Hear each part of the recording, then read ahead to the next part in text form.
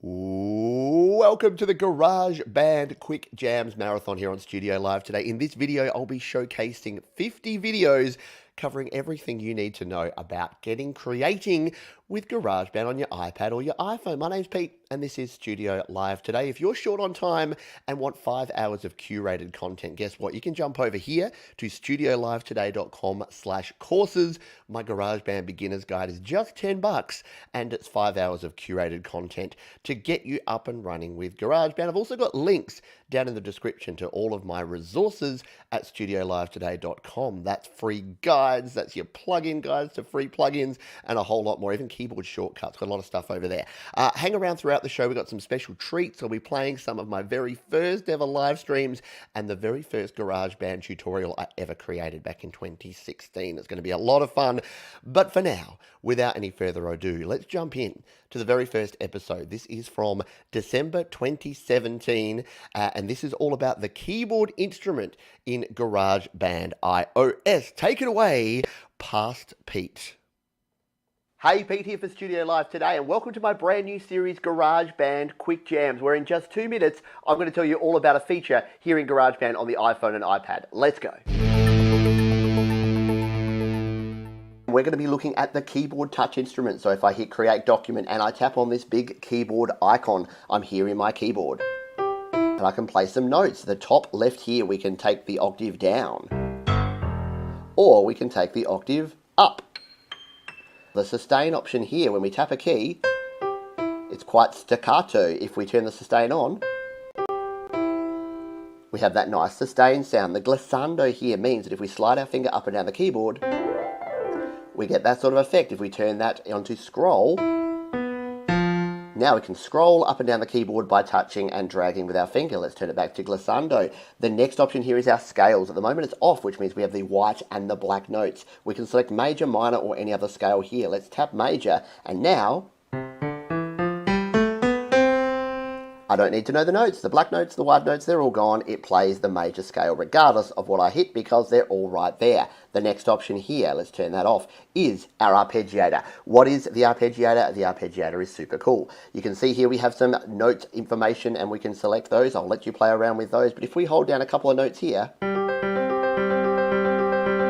we get a cool arpeggiated sound, and if we play with those options, we get different sounds as well. Very cool option. Let's turn that one off now and go to the last option here, which is our chord strips, and these at the top here are our chords, and at the bottom are our bass notes. So if I don't know how to play a G chord, I just tap somewhere in G and I get a very cool G chord. That is it. That is the basics of our keyboard touch instrument here in GarageBand iOS. And that is it for this very first GarageBand Quick Jam. If you have comments, ideas, and suggestions for future episodes, please leave your comments below, and I will see you next time. I will see you next time. Welcome to Studio Live today. I think this was back when I said we. We here at Studio Live today would like to thank you for being here for this show.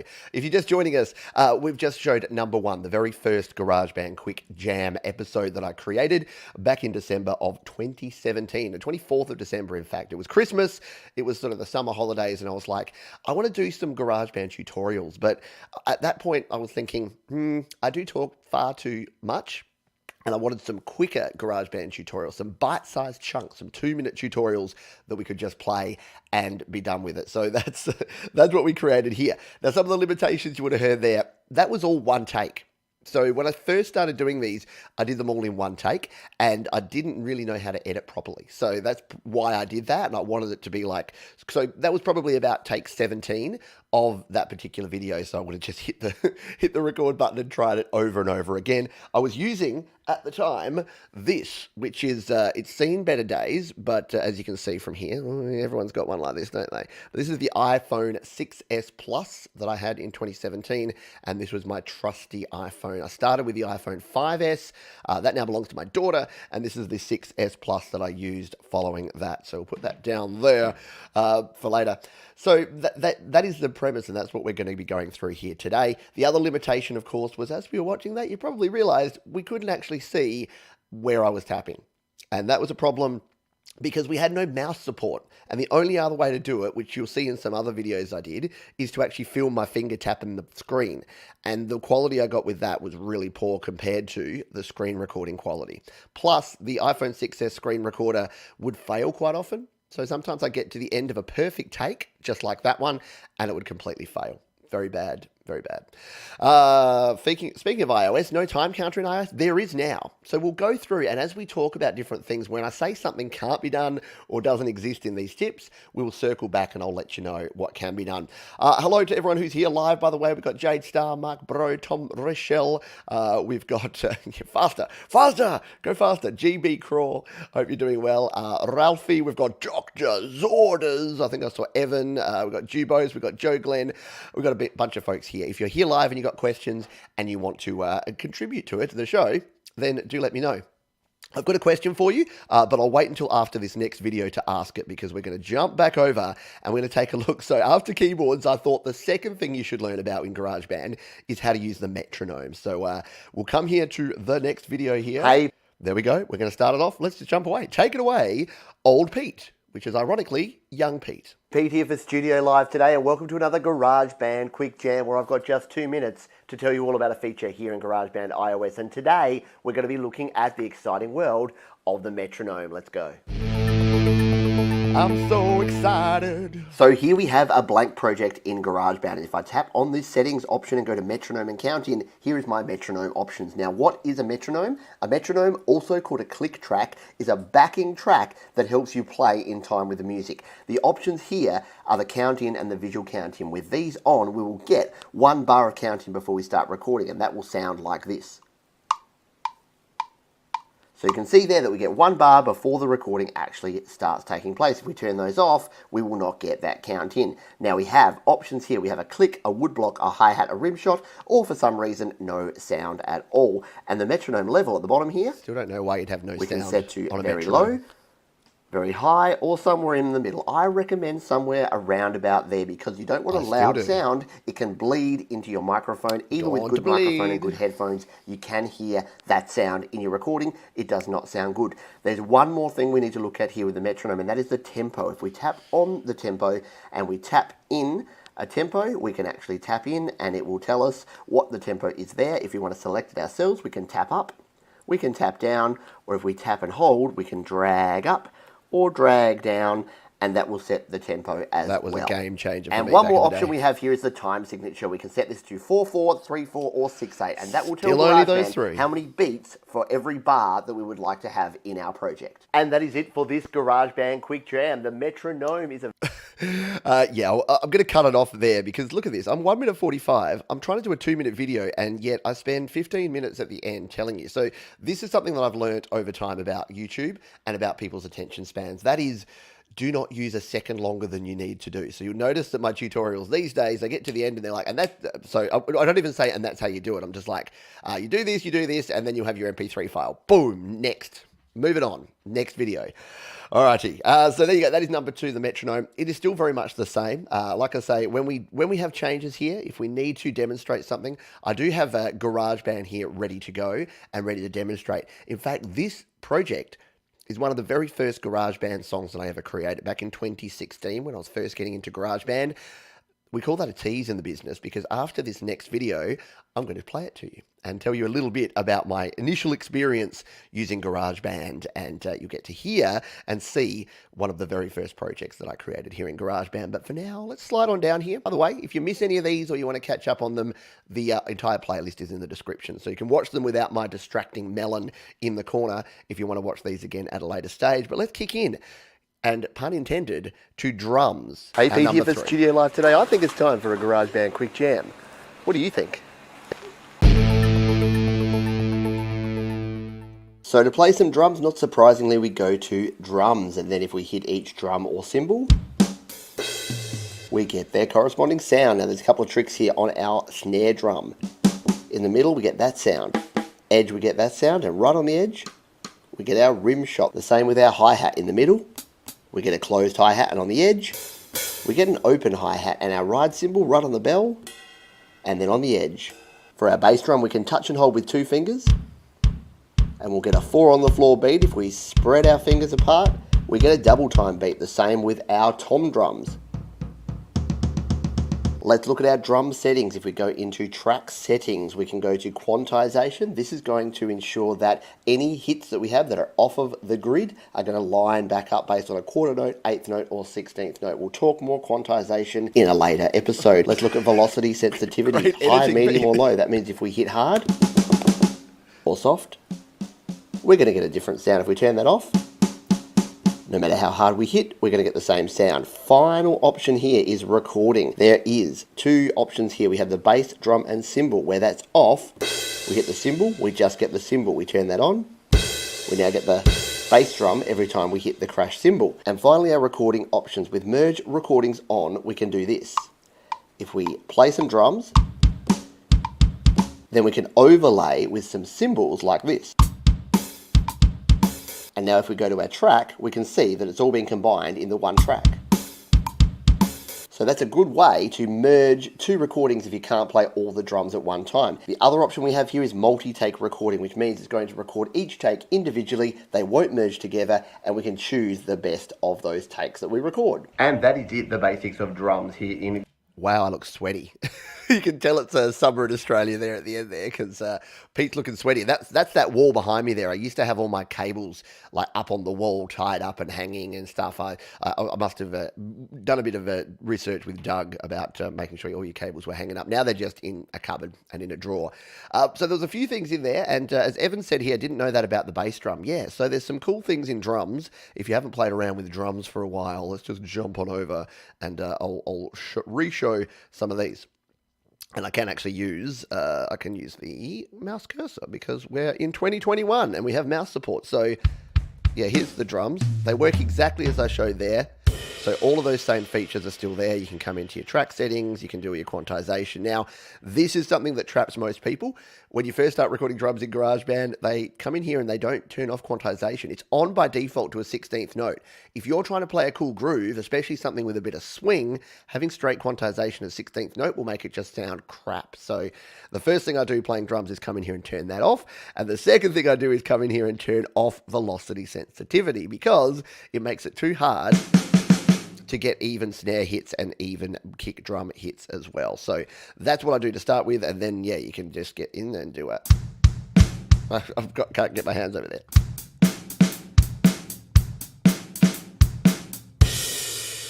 And of course, I always have my kick drum connected to my crash cymbal, so you always get a kick on the crash. That's what I do. Now, what Evan was talking about here, and I can't show it, but if you put two fingers on the kick drum here at the same time, you're going to get a 4 on the floor beat, and as you spread your fingers apart, it gets faster. So if you're doing some metal, you can do that. You can do the same with your snare drum. Two fingers. Oh, you got to gut. Oh, it's hard to. There you go. So if you're trying to do a cover of, what's that, Very Ape, is it? The Nirvana song? Anyway,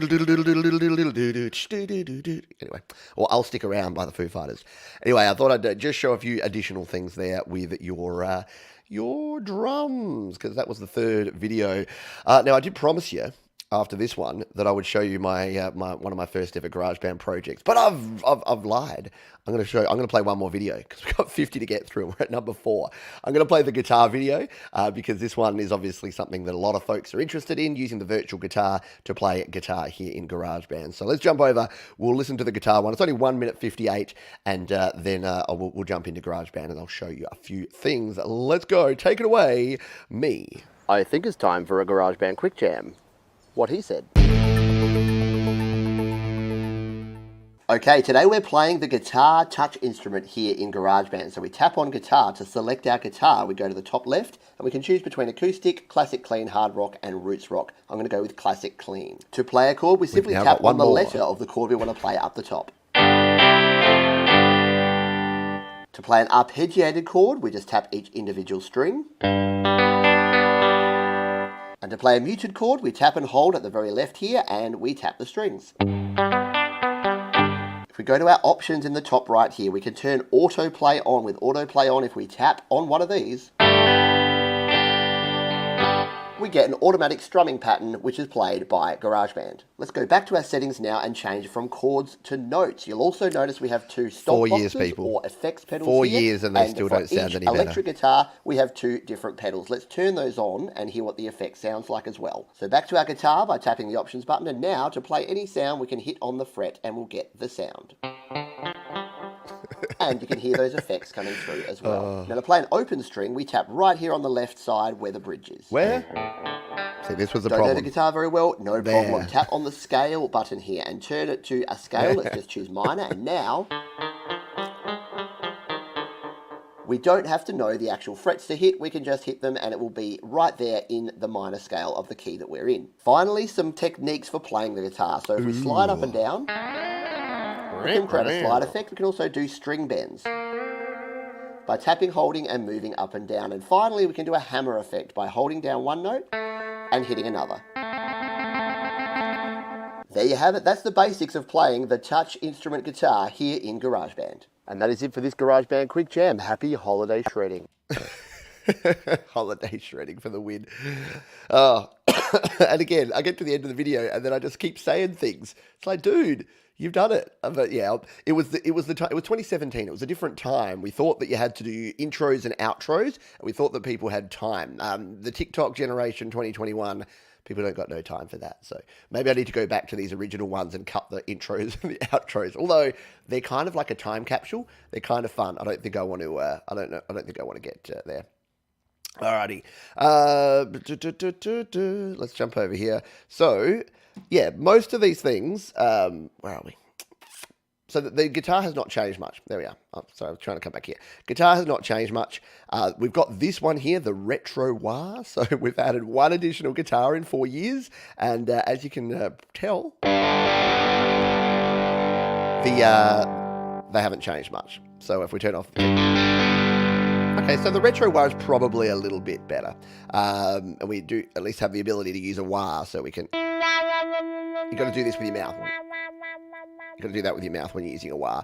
Everything else here in the guitar is almost exactly the same. Notes mode, chords mode. And look, the guitar, I know it's not a great sound, but it is handy. I use it and used it early on, especially when I was using GarageBand, to capture ideas. If you're out and about and you're walking around, you can't really take your whole guitar rig and your tone bridge and your everything. So you need to be able to have the ability. So for just playing in some chord ideas, playing in some lead parts, the virtual guitar, I rate it. But the tone, seriously, we haven't had any improvement or change of tone apart from that Retro wah guitar for all this time. So this, as I mentioned, this is like one of the first projects I ever created. So all one section, using a lot of the virtual instruments. I remember writing this back in 2016. It was winter of 2016 because it was really cold. And I was walking around like with freezing fingers, tapping away on this sucker. It might have even been the 5S at the time. And I created this song. So it's a song called Party. Let's have a little bit of a listen to it, shall we? So 5 years ago, Pete, I was learning GarageBand, and this is what I was putting together back then. Look, we've even got a guitar in here, so we'll play a little bit of this. One of my first ever GarageBand tracks.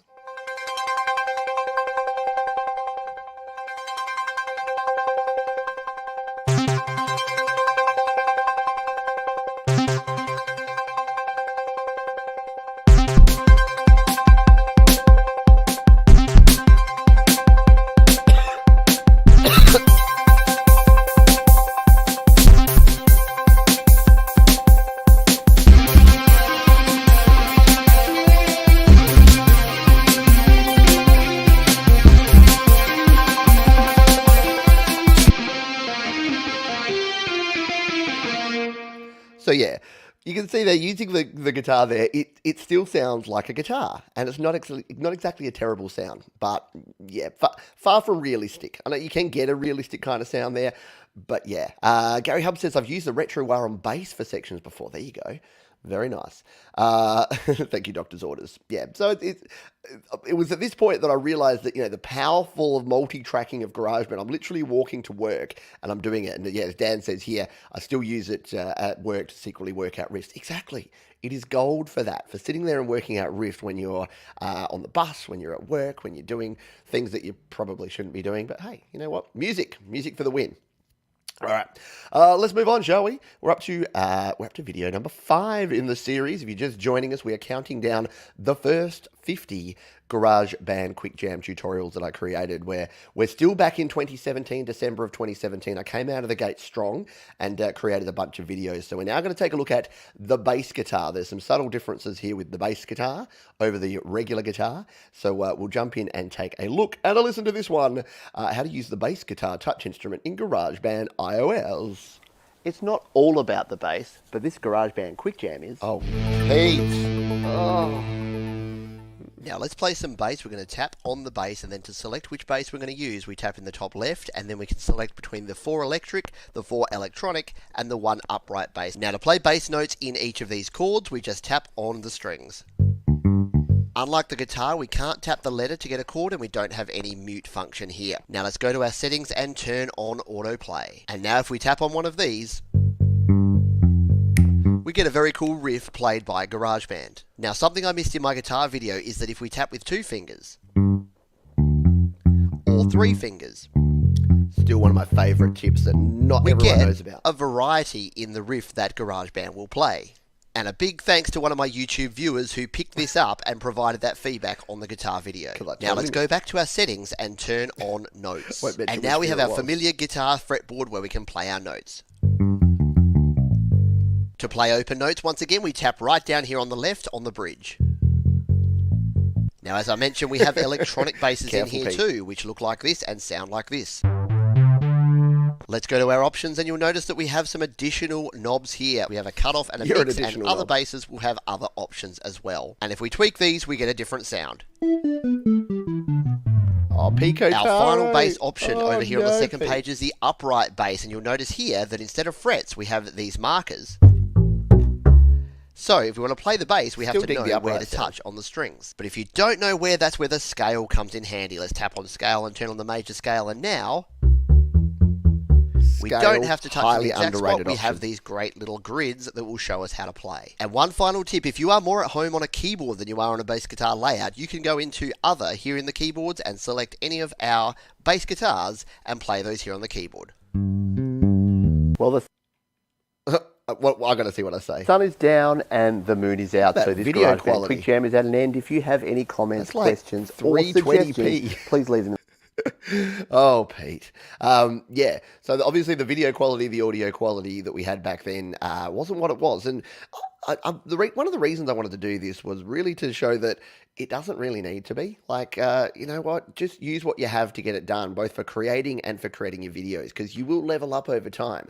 But if I just went, you know what, that grainy video quality, Pete, no one's going to want to watch that. Well, guess what? Some people did. People that wanted to learn how to use the bass guitar didn't care. Like 19,000, nearly 20,000 people have viewed that video, and most of them liked it. So yeah, don't be so hard on yourself, especially when you're starting out. So I think we've covered everything about the bass there. I had forgotten in that first video to actually talk about the autoplay and the fact that, and it's still one of my favorite features, that you can tap with 1 finger, but you can also tap with 2 fingers or 3 fingers. That's a pretty cool one. That's a funky one. So yeah, so you can actually tap with multiple numbers of fingers, and you're going to get different sort of sounds there in your autoplay. And don't poo-poo autoplay. I've used autoplay as the basis of a whole heap of songs. It actually sounds pretty cool, in my opinion, and works pretty well. All right, time for a question. And I asked this at the very start, and I've actually got a poll over on the community tab of the channel asking this as well. But while we play this next one, because we're moving on, we're up to number 6 here in our countdown, or count up actually, of the first 50 GarageBand Quick Jam videos. We're about to look at the strings, which happen to be one of my favorite things within GarageBand is the smart strings. So we'll play that video now, and while it's playing, if you're here live on Facebook or Twitch or YouTube, let me know, what is your favorite feature of GarageBand? And we'll jump in after this video, and we'll hear from some folks and hear what their favorite thing is about using GarageBand on iOS. But for now, let's come in here and take a look at the strings here in GarageBand. Must have coffee. Woohoo! Coffee for the win. Some things never change. Okay, let's play some strings. We're going to tap on the strings option here, and then to select what type of strings, we tap in the top left, and we can choose between cinematic, modern, pop, and romantic. To play using the chord interface, we have 4 sections here, and if we tap and hold in, say, the top section of C and move our finger up and down, we get a legato sound. If we want a staccato sound, we just do a quick swipe in any section. And to get a pizzicato sound, we tap and hold, and then lift our finger. If we go to our options, we can actually remove or add in instruments. So if we remove all but the bass and the first violin, now we get this sound. We can also turn on autoplay, and now if we tap with one finger, we get that sound. If we tap with 2 fingers, or 3 fingers. To play individual notes, we go back to our settings, and now we can select from one of the instruments. Let's go with viola, because the viola is awesome. It is. And now if we tap and hold on any part of any string, we'll get the sound. If we want to use a bowing technique, we tap on the bridge on the far left, tap our finger and hold, and now move up and down. And to play pizzicato, we tap and hold on the left once again, tap on a string, and then lift. And if you're not familiar with stringed instruments, no problem. Tap on the scale. We can turn on any scale, and now we don't need to know where to press. We've got a nice grid. And as with many of our touch instruments, if you're more at home with a keyboard, you can actually come in here, and under Other, you can select one of 3 string sounds and play like this. Merrily, merrily, merrily. And that is it, the basics of playing strings here in GarageBand. Now say more things. Well, my coffee is over, and so is this GarageBand Quick Jam. If you have any comments, suggestions, or questions, or ideas for new episodes. Yeah, Pete, we get it, dude. Look, at the time, I legitimately wanted, and a lot of the ideas for the next episode came out of what people said they wanted to hear in the comments of that one. So, doesn't hold up well because it's a bit irrelevant now because we've done 74 of these things. But at the time, it was relevant. Oh, side note there, the headphones that I'm wearing and using to record there, and I did use these in a lot of these videos. These were my Jabra USB headphones, and they also had a little 1/4-inch plug, so I would literally plug those into my phone, and that's why you're hearing that the noise is not exactly great. There's a little bit of a noise floor there in these videos, these early ones, because I was just using that. I was literally using the screen recorder. It had just come out that you could use a screen recorder and you could record your microphone at the same time. So I would literally plug in a headset into here, record, and then that was it. But again, got the point across, did the job. All right. Let's see if we've got some people saying what they like about GarageBand. So, Mark, I did see this. Yeah, Joe, try the stand-up bass. It's very, very cool. Jim Shannon likes that GarageBand doesn't charge for updates. Right, exactly. None of us have paid a cent to Apple for GarageBand anything since 2017. Since I made these videos, I haven't spent a single cent, and GarageBand's given me new instruments, new loops, new sound packs, new Alchemy Synth, a whole bunch of stuff. For Tom, it's a tie between the Smart Guitar Acoustic and the drum sequencer. Yeah, the beat sequencer is amazing in GarageBand. We have one on that coming up. Doctor's Orders agrees with the simplicity, assisted by Jade, Pete, and the people here. Absolutely. What else we got here? It's a toss-up between the electric drums and the keyboard. Yeah, I like both of those. I know, we don't put I was talking about this because I was watching the Boston Bruins defeat the Washington Capitals yesterday in the hockey, and I was thinking about the Boston accent. Like they go car, and we go ah. Like it's the same sort of thing. We don't We don't have any Mother becomes mother. No, don't worry. Jim Shannon says, also I could use the free VLC app and send the GarageBand sounds via Wi-Fi to my home network for free. There you go. Yeah, exactly. I do similarly, but I do it with AudioShare. Does the same exact thing. But I know people use Documents by Readdle, and other folks use, what's the other one? Can't think of it. But yeah, VLC. Russ is in the house. Hello to Russ. Yeah, there's the Russ emoji. Not that you're angry. Question. For later, from Evan, when using the onboard drummers, let's say you pick Levi, and the list of drum styles for Levi are names, not actual drum rhythms. Has anyone translated the names into the known beats? Someone at some stage did that. I don't know who. If anyone can find that, I think somewhere online, there's somewhere where it references that, where it references all the different drum sounds and what drummers use what drum kits, if that's what you're asking there. Anyway, let's move on, because it's synth time. Is it synth o'clock? Hands up who likes some synth. I think it's actually, even though Cubase's, I've been using that lately, the Cubase's synths are probably a little bit next level compared to what you have in GarageBand. For free, the GarageBand synths are pretty synth-tacular. So let's jump in and take a look at synthesizers in GarageBand, how to use them. Sunshine, blue skies, gum trees. It must be summer in Australia, and time for another GarageBand Quick Jam. Oh dear. Okay, today we're going to look at some of our synthesizer keyboard instruments. So to get to there, we go to keyboard, and then we tap, and we can select any of these classic bass, leads, pads, or other instruments. We're going to go with polarized today. Now, before we get started, I strongly suggest watching my original keyboard video. That will give you the basics. The link's up the top We already or down have. below. So one of the options we didn't have on the piano was up the top here. We can now choose the pitch mode, as well as glissando and scroll, which will make our sound like this. And you'll notice our nice little blue dot there. We can actually move that up and down the key to create a modulation effect. That's cool. And if your device has 3D touch, you can also press harder to create a similar effect.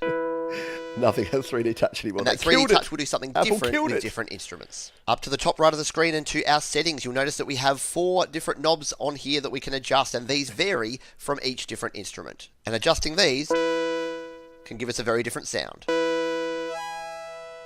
Now, 2 dials that you'll see on a lot of instruments are attack and release. The attack at the lowest level means as soon as we hit a key, we hear the sound. And if we turn attack up, we touch and hold a key, it'll take a long time to kick in. And our release is when the note will be released. So at its lowest setting, if we tap, or at a higher setting, we get some sustain. Now, one thing I didn't show in the piano video was the chord strips autoplay function. So we have our chord strips here. Yeah, you did it. We can play our treble and our bass, but if we go into our settings, we can also turn autoplay on for our chord strips. And now if we press on a letter, GarageBand plays us a riff. We can also do the trick touching with 1, 2, or 3 fingers to get a different sound up here in the treble. We can go with just bass, and we can combine a different treble and bass note. And that's it for another GarageBand Quick Jam. If you've got comments, questions, or suggestions, leave, you know where to leave them, blah, blah, blah, blah, blah. Bad camera angle, up your nose, bud. All right. There you go. Sorry, I'll stop being so self-deprecating. I know it's not a good look. But yeah, it is fun to see. I'm glad that I did these things. It would have been a little bit dry if at the time I didn't have any of these things that we could then poke fun at of me doing weird intros and outros wearing my work headphones. Oh no, Gary Hubbs is super tramp intolerant. That's no good. Quick question from Alistair. Can any of the instruments be used left-handed, drums, etc.? Alas, no. I've been asked this a bunch of times, and seriously, it would be so simple for Apple to just throw in a left-handed function where it just flips the drums, the guitar, the bass, well, maybe not. That's about it, isn't it? But they don't have it in there. And I don't know, I'm sure if you jailbroke your iDevice, you'd probably be able to just mirror the screen and play it left-handed, but they have not put in a feature. So yeah, that is sad. Super sad. So there you go. That is number 7. I know. See, we're flying through these. We're 7 in, but we still got 43 to go. I told you it'd be a marathon. We're here for a long time, not a good time. Wait, no, that's not it. But yeah, if you are having fun here, please hit the like button. If there's someone that you think should learn about GarageBand, get them to come and say g'day. Drop into the chat here, say hi. And of course, you can catch up on the whole replay, because if you're watching on the replay, guess what? Guess who has painstakingly gone back and put timestamps in at the start of each one? Yeah, this guy. So there'll be timestamps down in the description. But for those of you live, yeah, you get to enjoy live. Speaking of live, let's go straight to the next one, because we're looking at the sampler, and this is going to be interesting because the sampler has completely changed. It's the one feature in GarageBand that is now, it's different, but it's the same. I'll explain afterwards because they've changed the interface, but the functionality is the same. So I'll play you the OG one in case you want a really old version of GarageBand, and then we'll talk about what has happened to our precious sampler now here in GarageBand. Hey, Pete here for Studio Live today, and welcome to another GarageBand Quick Jam, where in just 2 minutes, I'm going to tell you all about a feature here in GarageBand, and today, we're looking at the sampler. Let's go. Yeah, we are.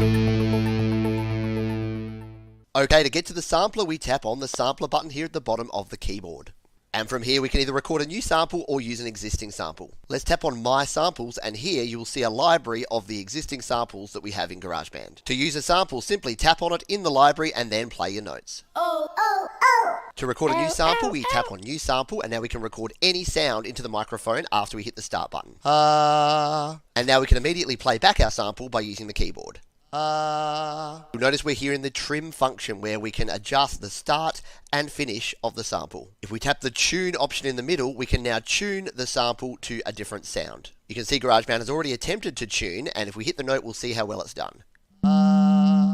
In this case, the note does not match the tone of that note, so we need to adjust it. And there it is by turning the coarse tune up by 4 semitones. Now our notes match. And this means any other instrument is going to be in tune with this sample.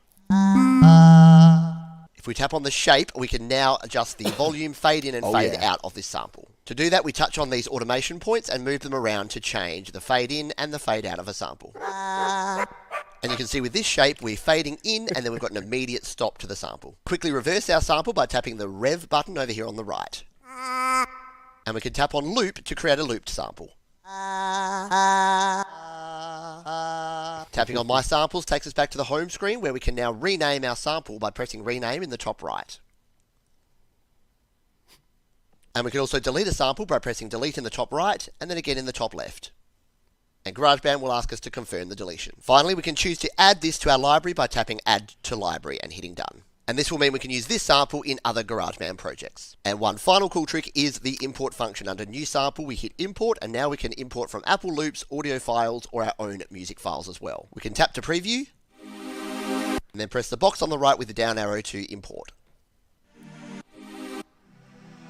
And that is it for today's GarageBand Quick Gem. If you have any comments, questions or suggestions, you know the rest. Yes, we'll be looking at more in a moment. So yeah, very cool. And the sampler.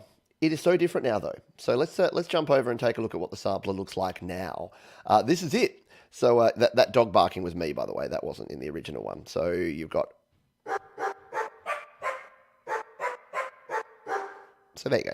So the sampler, it's all the same stuff here. So there's no difference here. You've still got your same handles here to control what you do and to clip it there. You go in here to the details section, and this is where you can do your ADSR stuff and do your tuning. So you've still got your coarse tuning and your fine tuning. You can do the pitch detection with your pitch detective there. And you can import, the thing that people get stuck with is how to actually import a sample here. So to record your new sample, you just do this. Wait, do I have a mic plugged in? I do. So let's just do a sample. Let's record one. Oh, I didn't stop it. I held it down. You don't have to hold it down. You just tap it. Like that. And then we can... So we can do that and just use our sample there, which is cool. You can still do the same reversing and the same looping and all that kind of business. But in order to actually go in and import or to save, you tap up the top here now. And this is what people get caught up with. So if I wanted to save this, I have to save it there and give it a name. And to import a sample, we've just got to go back done. To import a sample, it wants me to name it. Hang on, I've just got to hit enter. There we go. We tap up here and we can import, do that same sort of thing. We can import from our files. So we want to bring disco loop in. We just hit that one, and then we do that. And then we've got this in as our sample. So we hit done, and then this is our... we could use that. So the sampler has actually changed. It's one of the few things that I thought when I'm doing this, I'm like, cool, I'm going to have to point that out. And it does mean that I need to do a new sampler video. So guess what you'll be seeing real soon? Yeah, a deep dive into the sampler, because it is super ridiculously cool and a lot of fun. Like, even if you just jump in here, if you just wanted to use this as just this original one, like, you can just do a whole bunch of cool stuff, right, with the sampler. So, yeah, go sampler for the win. So there you go. That is the sampler here in GarageBand. Do we have any questions around that? My loops keep coming out unfinished during recording. Anyone know why? Well, guess what? The next video is on the Apple loops, so maybe that will cover it, and we can talk about it afterwards. If you don't get an answer there, then yeah, go ahead and ask again. But yeah, we'll use that. Jim Shannon, haven't used the sampler yet. It is fun. I did a song called Chickens on Howard Street. You may have heard it before. I don't know if I actually have it on this iPad. I'll try and find it during this next video and see if I can find it to play it. But I used the sampler heavily in that song, Chickens on Howard Street. All right, let's move on. We're nearly at the end of the first 10. And yes, so we are going to be here a long time today, by the way, about 4 hours. So if you need to drop the kids off at the pool You know what I mean? Need to go get yourself a coffee, a refill of the beer if you're somewhere where it's appropriate to be drinking beer, then go ahead and do all those things. But for now, let us jump over and grab this next one. This is all about Apple Loops. Yeah, Live Loops does need an update, doesn't it? For sure. Yeah, we'll talk about Live Loops in a minute, because guess what? That'll be one coming up. The beauty part, we're going to cover everything in this stream, absolutely everything. So let's firstly look at Apple Loops, and let's just see, have these changed, or are these working the same? Let's find out. It's time for a GarageBand Quick Jam about loops. It's time for a GarageBand Quick Jam about loops. It's time for a... All right, I'll pay myself on that one. That's reasonably Okay, fun. to add a loop to our project, we tap on the loops icon in the top right here, and from here we can add Apple loops, our own audio files, or even music from our own device's library. Audio files can be any compatible file stored on your iCloud drive or any other sharing service supported by the Files app. And if you want more information, check out the link below or above about the Files app. But for now, let's focus on Apple Loops. To search for a loop, we tap in the search box and fill in our search query. Hit the search button and we get the results for our search. To add a loop, simply tap and hold and drag onto a track in our project. We can also search by genre. Let's tap in here, go to genre and tap on funk. Now we can scroll through the results or tap on one of these letters to go directly to that letter. We can preview a sample by tapping. Once again, we can tap and hold and drag to add to our project. Let's add one more sample. This time let's search via the instrument, and this time we want a guitar. Once again, scroll to find the sample you want, tap and hold and drag to the project. You may notice that no matter how many bars a loop is, it will fill the entire section length of our track. To turn that off, we tap and go to settings and then turn off looping. And now our 2-bar sample is back to a 2-bar loop. GarageBand also automatically tempo and pitch matches each loop so that they sound in tune and in time. If we don't want that to be the case, we tap again, go to settings and turn off follow tempo and pitch. And you'll notice that this loop now extends beyond the 2 bars. To adjust the speed of a loop, we can go to settings and turn the speed anywhere from 1/4 up to 4 times. Let's make this drum track twice its original speed and hear the difference. We can also reverse a loop by going into settings and tapping on reverse. And finally, under settings, we can use the transposition option to adjust up or down a number of semitones. And that is it for today's GarageBand Quick Jam. If you have comments, questions or suggestions, leave them in the comments below and I'll see you next time. There you go. It's time for a GarageBand Quick Jam. Oh, I'm on the wrong screen. Hang on. Boulder strike, sunshine. Believe it or not, that only took one take. We'll come back and look at that in a moment, because that is the next video that we're taking a look at, which is Alchemy Synth, which is number 10, and very, very cool, because the Alchemy Synth is cool. So let's just talk loops here for a moment, because I do get questions about loops. Some people can't seem to find the loops, and it's because the loops only show up in track view mode. So this is the question I get more than anything, and I need to make a video about it. I just don't really know how to explain it. And that is that when you come in here, you've got loops, right? So on an iPad, you've got your loops here, and then you've got your settings. If you're on a smaller device, so if I grab this iPhone and do this, yeah, loops is also up in the top. You can't see it. It's up in the top right corner. Don't worry. Just trust me on this one. But if we're just here, if we come into, say, the microphone here, and we go into the microphone, and we're trying to find our loops, look what happens. Loops disappears. So you do need to be somewhere where you can actually see the loops, and the only place you can see the loops is in here. On some smaller devices too, there's a little drop-down arrow here that has the settings and the loops. So if you're on like I think an iPhone 7, like some of the smaller ones, the old school iPhones, then it may not be there. So loops should be there for everyone else. So what was the question from our friend here, H. Don? Says, basically, I'm trying to record the Never Sleep Distorted Keys loop, but for some reason it keeps cutting short when I'm listening to the record while the rest remain intact. That's a weird one, and it may be to do with the length of the loop, and maybe what you need to do is make sure that up here that you have the tempo here. Where is it? The beat matching. Where's the one that's... is it under advanced? I can't actually remember. Or maybe it's when you bring the loop in. There's a setting when you're bringing loops in to actually make them match to the tempo. So do I have loops in here? I don't. So let's just bring a loop in, and we'll see. We'll just bring the 60s shuffle drum set in and put it there. So by default, what your loops will do is if we tap here and we go to settings, it will have this follow tempo and pitch on. If we turn that off, See here how it's actually changed that, and now this won't be in time. And what can happen is it can be cut off. So if it's going partway through a bar and you've got a loop, it may be cutting that loop off because of the timing. That's the only thing I can really think of. Apart from that, you know what you should do? You should jump over to the GarageBand Users Facebook group. In fact, now let's just pause briefly to talk about a few of these things. So down in the description, I've got links to the GarageBand Users Facebook group. Great place to ask questions and get help with GarageBand. We've got the GarageBand Beginner's Guide. Again, I talked about that at the start. $10, 5 hours of curated content. It's a bit like this, and you do get to be interactive and even ask questions. You can actually message me from within there. We've got the GarageBand keyboard shortcuts. We've got my free AUV plugins guide and my GarageBand FAQ. So they're all over at studiolivetoday.com. For Pete's sake. Yes. All right. the bowling. Alrighty. So let's finish off this first section, because we are going to jump in and take a look at number 10 video. Yes, we are a fifth the way there in 45 minutes. Number 10 video, which is how to use the Alchemy Synth here in GarageBand. Let's take a look and a listen. It's time for a GarageBand quick jam. You get to watch this again.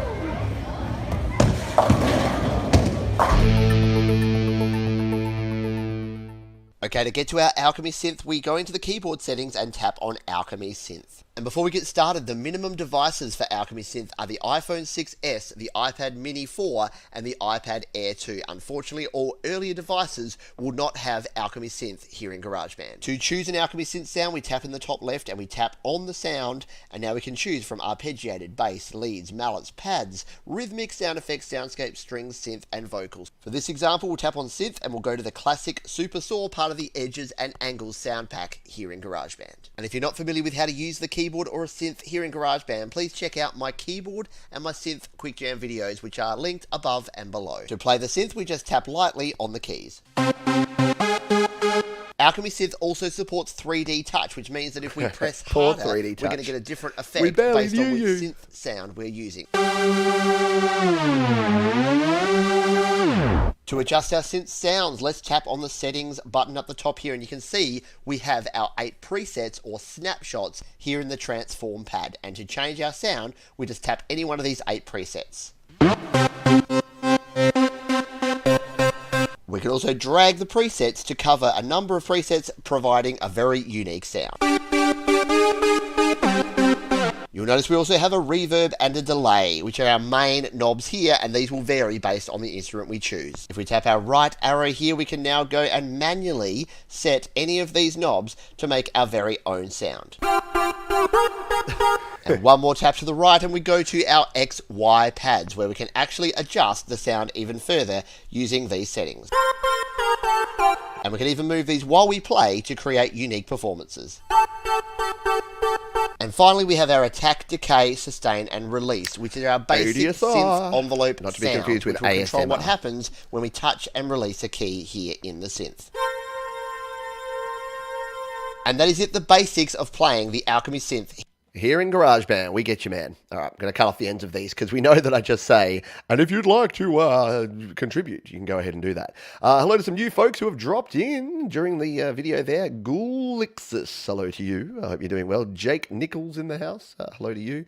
Yeah, if you're here and you're here for the first time, this is Studio Live Today. We talk GarageBand, we talk mobile recording, we talk about songwriting, and we showcase independent artists as well. I've got some very cool artists for this week's Your Music Live. If you're watching live, make sure you don't miss that one.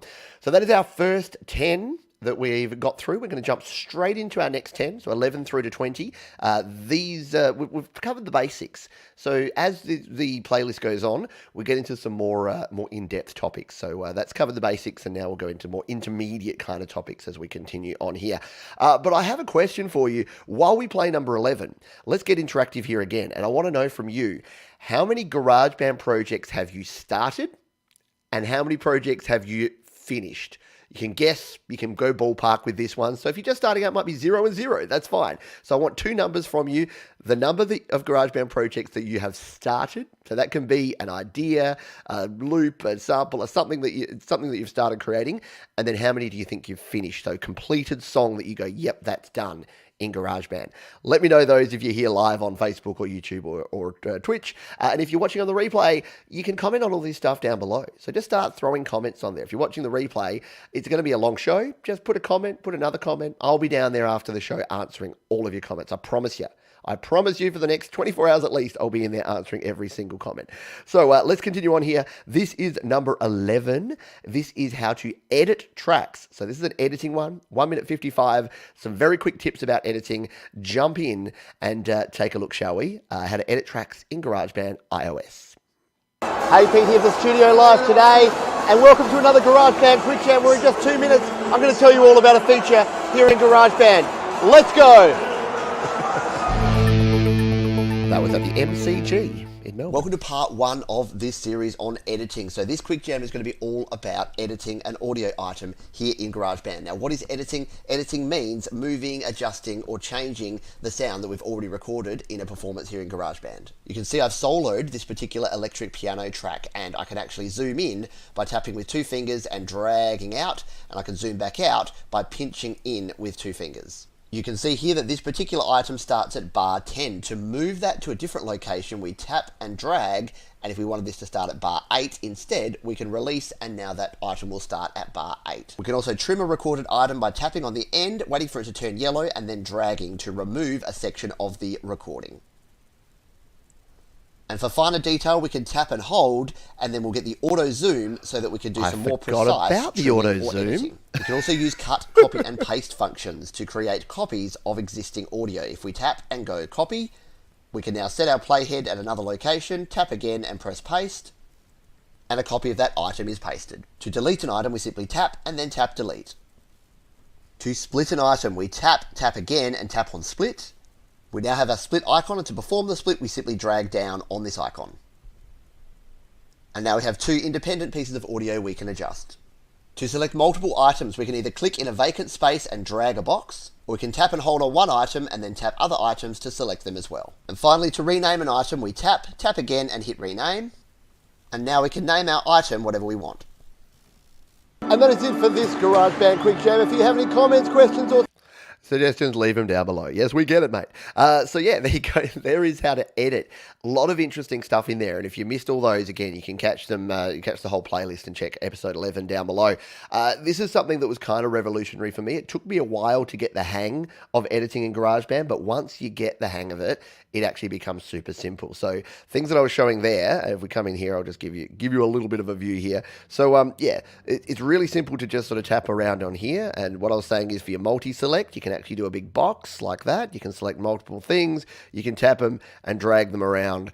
And yeah, it's super simple to get things done there. And I'd forgotten about this, that you had, when you zoom like this, if you tap and hold to drag this, if you keep holding, it auto zooms and you can do like little fine adjustments. I'd completely forgotten about auto zoom, but I'm going to totally use that again now. So that's really handy. Maybe not for those, but if you were editing, say, the start of an audio file, and you know how sometimes you just have that little bit, if we tap and hold, look at this. It's going to drag it in there, and then you can get your snap to grid off. You can get right in to do some finite changes. So there you go. I retaught myself something that I had completely forgotten about there with editing in GarageBand. We'll go into this with a 3-parter. So we've got 2 other editing ones we'll get into in a moment. But first, let's find out from the people here how many GarageBand projects you've started and finished. So Jake Nichols started 15, finished 0. You know what? That just means that you're about to finish your first one. Let us know. Finish your first song and then let us know here on one of these shows. We would love to hear that and encourage you to keep going. Mark Bro, 30 and 4. Yes, and there you go. I know that Mark has started releasing his songs and sharing those, which is very cool. Very proud of you, Mark. Good job. Keep going. Gary Hubbs has 30 and 10. That's a good ratio. I like that. Jim Shannon's also around that 1/4 ratio, 12 and 3. Gula started like 30, deleted all of them and finished 15. There you go. 0 projects, just exporting loops and sounds. Totally cool. Doctor's Orders is in the 50-20 range. Yeah, about 1 in 5 that finish. Evan's got 10 to 15 projects started and 3 close to finish. There's mixing and mastering, and then they're getting a DistroKid account. Yes. Release your music with DistroKid. We're not sponsored by DistroKid today, but DistroKid are very cool. AutoZoom is too eager for me. It insists on it. I know, that's the one problem. Now that I remember it's there, I do remember being annoyed by it, so that it actually just goes and does its own thing. Can you lock the tracks? No, that is one feature that we have on many other DAWs that we don't have in GarageBand iOS that I wish that we had. I very, very much wish that we had. All right, let's go into our next one. So we'll click at the end of all these videos. By the way, I was learning at the time about creating bingeable content on YouTube, and here at the end screen, I made sure that I always had the last one and the next one. So if you're just finding something, it would autoplay the next one, or you could just click straight onto the next one. So let's go in and learn about editing settings here in GarageBand. Let's do it. It may be 43 degrees here in Adelaide, South Australia, but that's not going to stop me from recording another GarageBand Quick Jam. Let's go. In this second editing video in our series, we're going to be looking at how to access the settings for an item here in GarageBand. So for any recording we've done with a touch instrument that has MIDI note information, we can tap and hit settings and we'll get the following options. Firstly, we can adjust the velocity of notes, anything from -99 up to +99, and this will impact all of the notes in this particular item that's being played. And like most items, to reset, we double tap and we'll go back to 0. We can also turn on looping, which will extend this particular part of the track all the way till the end of this particular section. And unselect to turn off. You can see that some of these notes don't start right on the position that they should be, so to fix that we can use quantization. As I tap each one, you can see the notes are being moved a small amount or a large amount depending on the level of quantization. And we'll have a complete quick jam just about quantization coming up very soon. Yeah, we will. Currently our audio sounds like this. We can use the transposition function to move the sound up a number of octaves or a number of semitones. Let's take this sound down 1 octave. And now we'll change the pitch further by 3 more semitones. We can adjust the speed of the performance from 1/4 all the way up to 4 times. And we can reverse the performance entirely. And to return our settings back to their original settings, we just tap Reset All. And that's all we have time for today. And yes, and then a hot, sweaty Pete walks away. Yeah, so the previous video was recorded in Melbourne while I was actually on a work trip. So that's why I was at the cricket. So that's why I was in like the shirt and the jacket, because I was at the cricket at the MCG after a day of working in Melbourne. And then it was actually recorded in the hotel room. And then obviously this one must have been when I just got back from Melbourne, because I'm back on the streets of Adelaide. So yeah, it was obviously summer in Australia. In fact, it was January 2018. So yeah, just a little behind the scenes of what went on there with that. Let's just move straight on, because the next one is a direct continuation of this one, and this is MIDI note editing. Now again, using virtual instruments in GarageBand, this is something that really helped me early on get the hang of MIDI note editing. Was doing these videos actually really was more for me than it was for you at the time, because I was teaching myself and learning this stuff, and then I was saying, okay, let's put together a quick, concise video and help folks learn how to do this. So MIDI note editing, let's take a look and a listen. Just another GarageBand quick jam. Only got 2 minutes to tell you all about another feature. And I waste 2 minutes doing that. In this third and final editing GarageBand Quick Jam, we're going to look at the edit window and how to do detailed MIDI note editing here in GarageBand. To access the edit window, we tap on an item, tap again and hit edit. To add a new note, we turn on the right function by sliding our padlock control and then tapping to add our note. To turn off the right function, we slide the padlock again. To move a note to a different location, we touch and hold and move the note sideways. And release in our new location. To change the pitch of a note, we tap and drag and move the note up or down. Yeah, there's that auto zoom again, hey? And to adjust the length of a note, we tap on the far right and drag the note to adjust the length. We can select multiple notes by tapping outside of a note and dragging a box around a series of notes. We can use cut, copy and paste to create copies and move our notes as well. Let's tap on this note and select cut. Move our playhead to a new location by tapping on the top, tapping again and hitting paste. To delete a note, we tap and hit delete.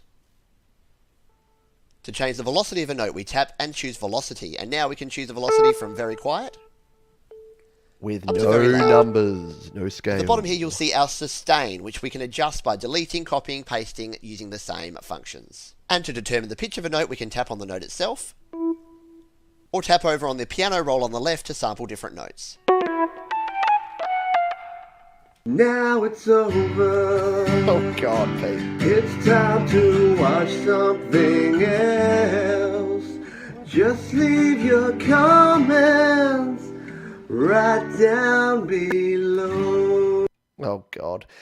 See, I'm gonna get like a copyright claim on this now. If that was blank, if you didn't hear the opening or the closing of that video, you know that they've come after me. Who was it? The Eagles that did Desperado? Yeah, I think I'm in trouble. I think I'm in super duper double trouble. There, I'm gonna get blocked. I'm gonna have to go and call Rick Beato and have a cry with him about being blocked. Hello to some folks who have dropped on in here. Joshua Cromer. So yeah, we were talking about how many projects you started versus finished. Is that what we got here? 137 to 4.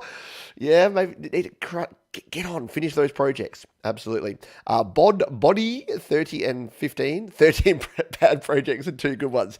And you know what? I love that. The reason I love that is it is better to have finished 15 projects and have 13 bad and 2 good than to have not finished the others and just trying to finish the good ones. I think a lot of us fall into that trap. You're like, oh no, I don't want to finish this project. It's not good enough.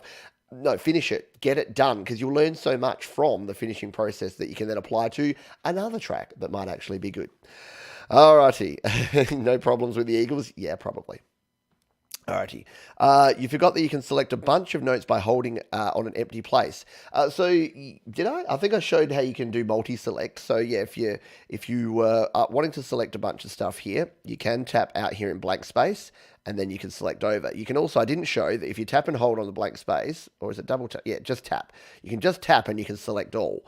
So if you ever want to select everything, you're trying to move everything in an entire project, if you just tap in the blank space, it'll give you the select all option, and you can do that. But yeah, you can of course tap outside and drag a box around all your stuff to select multiple items at once. It's very cool. Hello, Yoltz Matthew. Got a lot of new folks here who are dropping in here. Ricardo, hello to you as well. 14 started, 4 ongoing, 11 brain farts. Love it. Love it. Love your work. Yeah, I think we've all got, I might change, I've got an ideas folder. Maybe I need to change it to a brain farts folder. I love the idea of that. Yeah, brain farts for the win. If you are new to the channel and you're new to this show, we're doing a marathon of all of the GarageBand Quick Jam videos. I've got 74 of them. We're just doing 1 to 50, just 1 to 50 today in this marathon.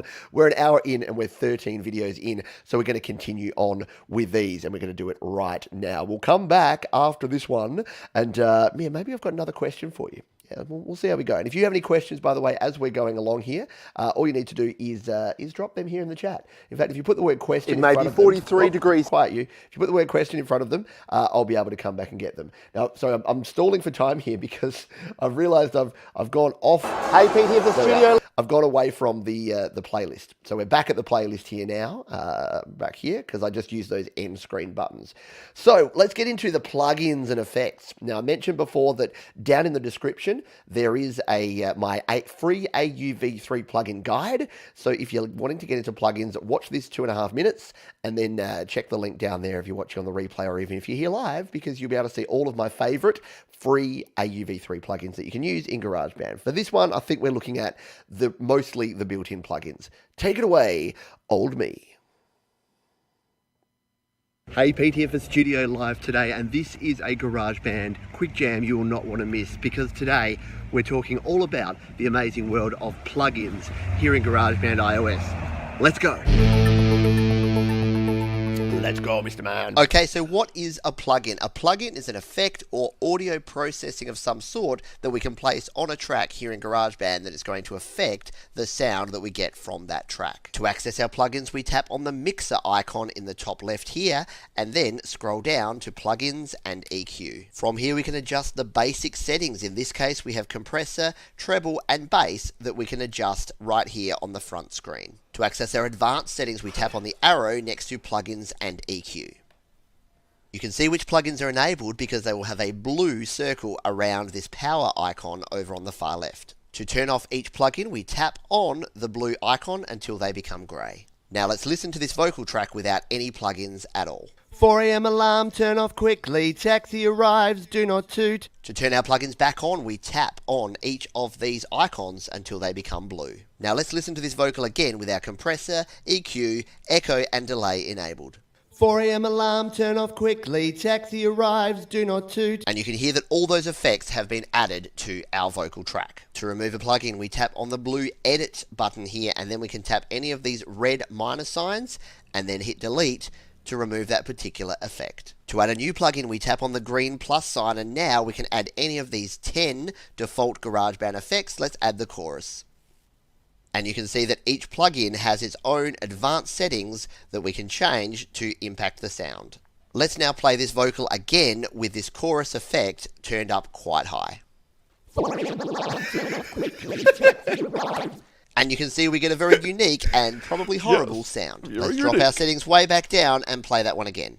Do not toot, the kids are still asleep. And now we get a very subtle chorus effect. You can also add AU plugins by tapping on the plus here and going to Audio Unit Extensions. And now you can choose from the 15 default Apple plugins, or you can download additional AU plugins from the App Store. Let's select this AU voice rack effects, and now if we tap on the icon here, we can go into the separate interface for this particular plugin. And that is it for this. That is it for that one. We can continue over here. Yeah, very cool. So plugins and EQ. And yeah, the reason that that was so exciting back then is that in GarageBand 2.1 was the first time we actually got plugins and EQ. Prior to that, all we had were the master effects and that basic compressor treble bass dial. So if you come out here, I'll show you. I've talked about this before, but it's, people, you don't know, kids these days don't know how lucky they've got it. Because back in my day, we only had the master effects. We had these two, and then we had this. We had a one dial compressor, and then we had treble and bass. That was it. That was our EQ and our compression, and this was our master effects, and that was all you can do. And what folks were doing is that what we would used to do back in the day, again, is we'd do things like putting your vocals onto a guitar amp track and then using that to EQ. So we were literally running vocals through guitar amps and then tweaking the mids and trebles and bass dials on a guitar amp and the gain to give us a makeshift effect that way. So yeah, we were the pioneers back in my day. But there you go. There's your plugins and effects that you can use. And once again, a whole list of free plugins. So obviously back then I had 2 in my plugin list. Now I've got something like 102 on this particular iPad. So if you want to find some cool free plugins, check out the full list down below in the description. Let's jump into our next one, and then we'll have a bit of a chat, because we've got some more folks who've joined us here live, because next up we have Visual EQ, which again has not really changed much in all the time it's been there. And look, I'm at a gig. I'm actually on this one, I like this, like a time capsule. It's like a going back in time. So this is the 1st of February 2018, and I was recording this intro at the gig, which was actually Foo Fighters supported by Weezer. Yeah, remember live gigs? Remember when Foo Fighters and Weezer were allowed in the country and they played together live here in Adelaide? Epic. All right, let's take a look and listen at the Visual EQ. Hey, it's Pete here for Studio Live today. It's time for another GarageBand Quick Hit. Let's go. Okay, in this video we're going to look at EQ. So what is EQ? EQ is like a volume adjustment that you can do at a specific frequency. So in GarageBand iOS we have a bass, a mid, and a treble frequency that we can adjust up and down to adjust the sound of our track. To access our EQ, we tap on the mixer icon in the top here, then we tap Plugins and EQ and Visual EQ. To adjust the frequency of our bass, mid, or treble, we slide to the left or to the right, and we can select these at varying frequencies. We can then slide up and down to boost or cut at each individual frequency. And to remove any of our changes, we just double tap, and each of these will go back to their default settings. It's important to keep in mind that EQ does not have an undo function, so if we find ourselves in a position like this with a crazy EQ, we just double tap and get ourselves back to normal. We can turn on the analyzer by tapping in the bottom left here, and now we can not only hear, but we can see the frequencies of our sound. Now let's use this drum loop track as an example here to show how we can change our EQ. First of all, let's boost up a bass frequency and hear how this sounds. Ooh. And we can hear we have much more bass by boosting that bass. Let's do the same with the treble, but let's cut and turn the treble way down. Way down. And you can hear now we have a lot of bass and very little treble. Another good way to enhance or remove a frequency is to sweep in the mid-range. So by doing this, we can find a frequency that we either want to boost or cut. Let's do that now.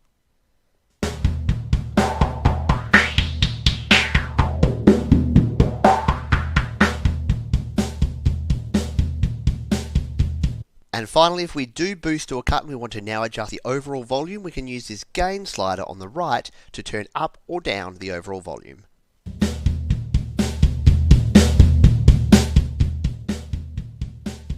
And that is it, the basics of using EQ here in GarageBand iOS.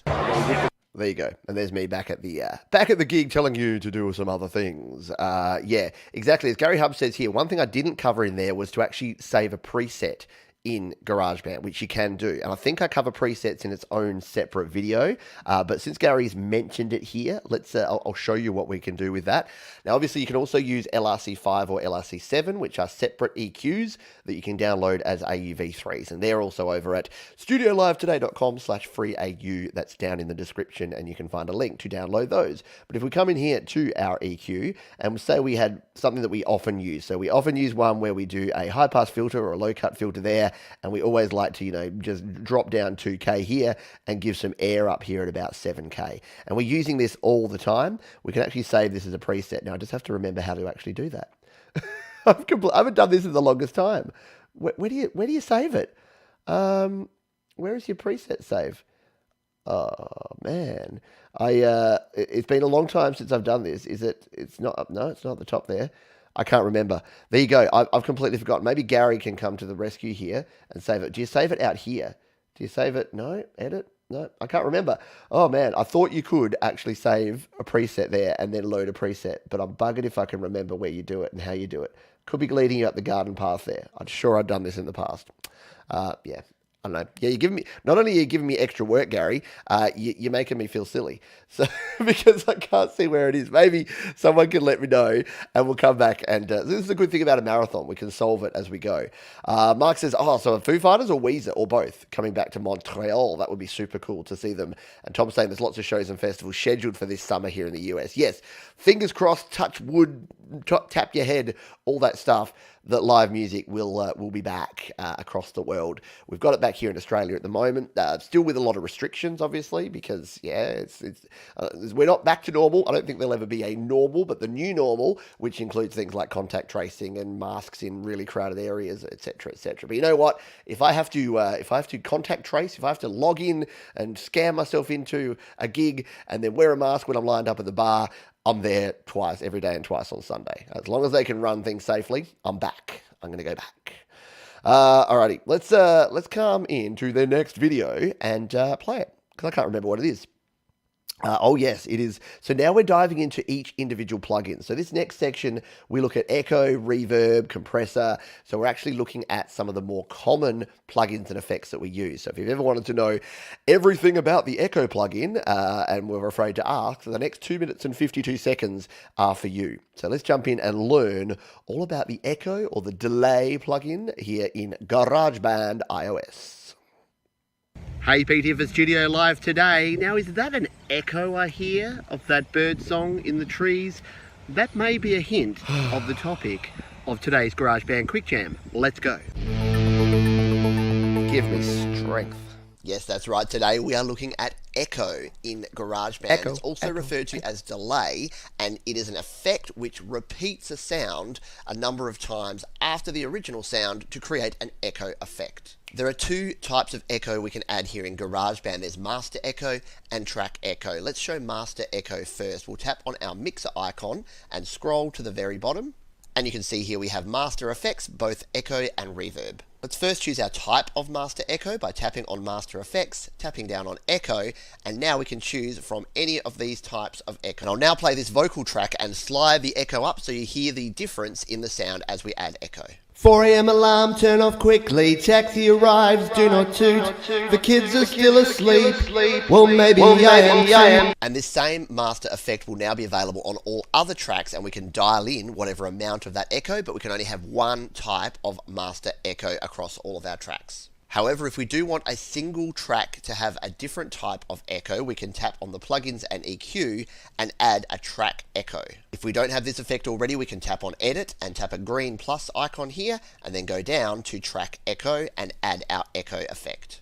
Let's take a look at our settings for track echo. First of all, we can tap here on the time and we can set the time anything from a whole note right up to a 30-second note. For example, here's a 16th note echo. 4 a.m. alarm, turn off quickly. And here is a much slower quarter note delay. The taxi arrives, do not toot. And each of these timings will be in time with the tempo we've set on our track. The repeat setting will tell GarageBand how many times we want the delay repeated. If we set this low, it'll sound like this. The kids are still asleep. And a longer repeat will sound like this. To skip the coffee, try to sleep on the plane today. The color setting tells GarageBand whether we want the high frequencies or the low frequencies to be enhanced. If we want the lower frequencies, a darker sound, we turn it down and it sounds like this. Have I packed what I will need? And if we want a brighter area sound, we turn it up. I'll see, because that's my preference. Finally, our dry and wet sliders here tells GarageBand how much of the original sound we want and how much of the echo sound we want. But usually you will only want a small amount of the wet signal in there to get a nice subtle delay sound. And downs, and sometimes I complain about. And that is it. That is it indeed, mate. You don't need to go on. So the echo is actually really good. Again, I don't use it that much well, I do, but I don't do a lot of those settings. But yeah, you can really tweak the sound in there, especially with that colorization. So when you put the color in there, because sometimes you want the echo to only be like on the higher frequencies. You don't want your bass rumbling. So yeah, do go in there and tweak those settings, especially if you're using it on something that's got a bit more of a bass tone to it. And you still want a little bit of delay, but you don't want it to be like overpowering your mix. It can definitely work well. Have I said hello to R times 2? If I haven't, hello to you. I hope you're doing well. And yeah, the master effects, using a combination of track effects and master effects are very, very cool. It works well. Yes, see you later to Mark, and yeah, go Canadians. Who's playing tonight? I knew I had to do this, so I didn't want to get distracted by seeing what games were on. But are there games on tonight in the NHL? Like I said, I watched... I was watching yesterday. It was my day off, and I was in a sports bar, and I'm watching the first game, the Caps and the Bruins, and I'm like, oh, cool. It was morning time, so I grabbed a coffee. It wasn't quite beer o'clock, and I'm sitting there, and they're like, they tied it up. It was 3-3, and they went into overtime. I'm like, oh, I'm going to sit here. I'm going to sip my coffee. I'm going to watch overtime. What was it, 42 seconds in or something like that? Taylor Hall, bang, one-timer in the back of the net, game over. See you next time. So that was a bit sad. And then they were going to cut to the Colorado game, and then they just cut the feed, because here in Australia, we don't like hockey that much, so they just changed it and went away. All right, let's move on to Reverb now, shall we? So this is our next one, GarageBand quick jam video of how to use Reverb in GarageBand iOS. This one was from February 2018 as well. Take it away, older, younger Pete. Hey, Pete here for Studio Live today, and I'm coming to you from the historic Adelaide Oval here in Adelaide, South Australia. And it's time for a GarageBand Quick Jam. Let's go.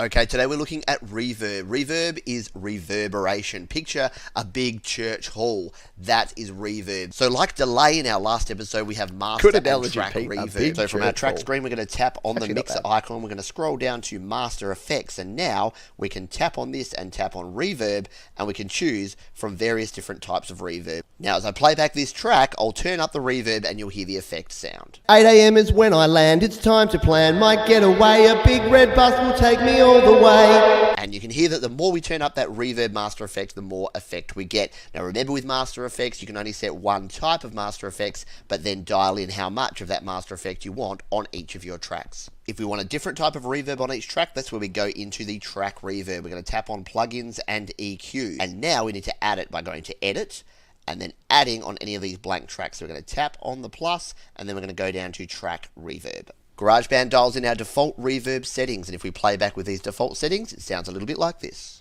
Past some giant orange sticks. And here we have our options for our track reverb. So, first of all, our pre-delay, which goes from 0 milliseconds all the way up to 200 milliseconds. This controls how long GarageBand will wait before it starts that reverb track. Let's turn this all the way up and have a listen. 2-hour meeting about that new thing. So you can hear GarageBand is waiting 200 milliseconds before it plays the reverb. Let's turn this back to 0 and hear the difference. Capability, promoting synergy. And now you can hear that GarageBand is playing the reverb directly after the sound with no delay. The spread setting controls our stereo spread, and this can go anywhere from 0 all the way up to 200%. Life will often make me feel. Now, the recording on this video is mono, but the spread will let us spread that across our stereo spectrum, and when we play it back, it will sound much wider. But when I see the other people begging for my change to eat. A reverb time setting determines how long the reverb will go from very short Sometimes I complain about to very long. the things that I will choose to do. And this means you can use different types of reverbs on different instruments to get different types of effects. Our high cut filter here will put some EQ on our reverb. So if we want the reverb to be very dark, we can turn the high cut all the way down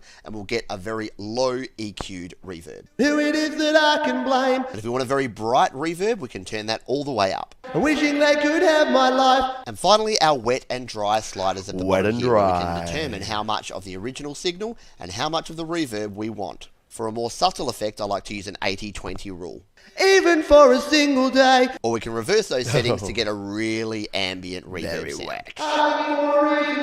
And that is it, how to use reverb in your tracks here in GarageBand. There you go. And then it'll come back to me at the cricket. I seem to like being at sporting events. I thought it was fun and interesting to be at different places.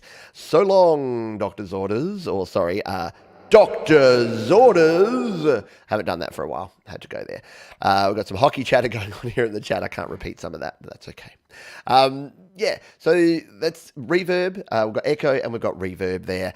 So we're getting through these. We've got the compressor coming up next, and then we'll take a little bit of a break, and I'll ask you another question. We're then at the 25 mark. I'm going to take a break. We're going to have a toilet break at the halfway mark, so we're still 7 away from there, and I'm going to show you some fun things for our toilet break today. I'm going to show you the first ever test live stream that I did. You'll get a bit of a laugh and a kick out of that. I'm going to show you the first live performance I did of one of my songs as a live stream, and also the first ever GarageBand tutorial on Studio Live today. Did you notice I changed my name, by the way? Pete Johns. It used to just be Pete Johns. I've finally taken the plunge. I didn't know if it would impact the channel at all, so I didn't want to do it, but I finally just went, nah, bugger it, I'm going to do it. So now it's Pete Johns Studio Live today. And I took the lead from Justin Brown, who is Justin Brown Primal Videos. So I figure it's just going to help people know that it's me, as well as Studio Live today, which is, of course, the brand. So let's learn about the compressor. This is a slightly longer one, 5 minutes 40, because the compressor is a little bit of a more detailed subject. But hopefully you'll learn a thing or two about using the compressor and compression in your projects in GarageBand. Let's take a look. Hey, Pete here for Studio Live today, and welcome to yet another GarageBand Quick Jam, where in just 2 minutes I'm going to tell you all about a feature here in GarageBand. And by popular demand, today I'll be looking at the often misunderstood world of compression. Let's go. Compress it up. Oh my God, nobody's driving. Dad joke. That's right, today we are going to talk about compression, and I'm actually going to cheat here and make this a double episode, because compression is one of those topics that needs a little more explanation. Now, first of all, what is compression? Now, compression is not to be confused with compression of a file to reduce its size. Compression in the audio world means reducing the volume of peaks to create a more level volume for a particular track. Now, you may be thinking, I thought compression made things louder. Well, yes, it does, because what we do is we reduce those peaks to get a level performance, and then we raise up the overall gain or volume to create a nice level sound. Using compression, especially heavy compression, will reduce your dynamic range, which means that the loud and the soft parts of your track will be squished together and you won't get that nice dynamics in your sound. So be very careful that you don't over compress, especially instruments. Okay, let's get into it. To access our compressor, we tap on our mixer icon here,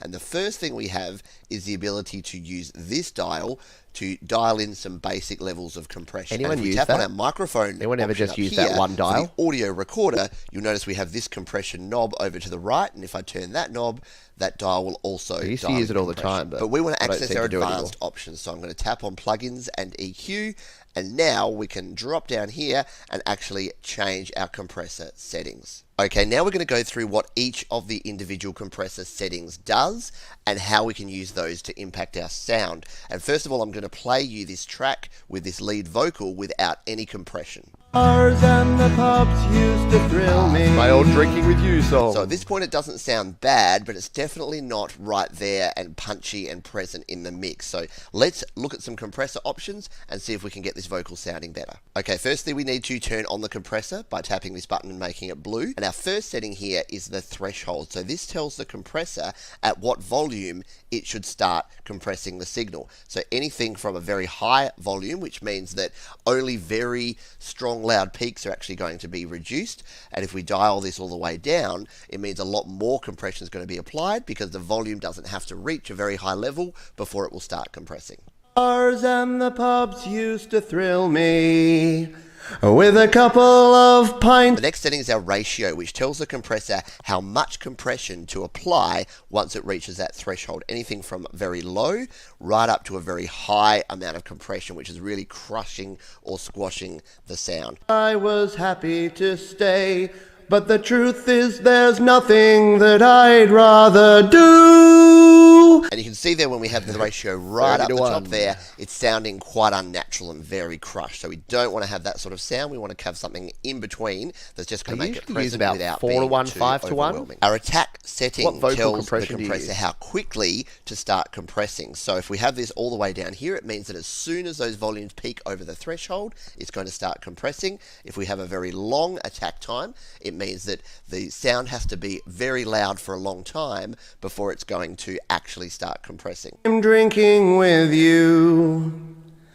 Some people live for adventure. And the attack is often very subtle and hard to hear. If you have something like a drum, then it's going to be a lot easier to hear because that's obviously a very shorter sound, and you're going to want to put the attack quite fast, otherwise the compressor will have no impact at all on your drum hits. We have our gain setting here, and the reason for this is, as I said before, compression is actually reducing the overall volume. So sometimes what we need to do is actually dial in more gain to make sure that the track sits back in the mix. Some people need the bright flashing of lights. And finally, like a lot of our plugins, we have our mix dial. So we can mix anywhere from 0% up to 100% if we only want a partial amount of the compression applied. Rather sit back on a warm summer's night. And now that we have our compressor set, let's see how this is sounding in our mix. With a couple of pints, I was happy to stay. Okay, that's sounding pretty good to me. So let's now start with the compressor off,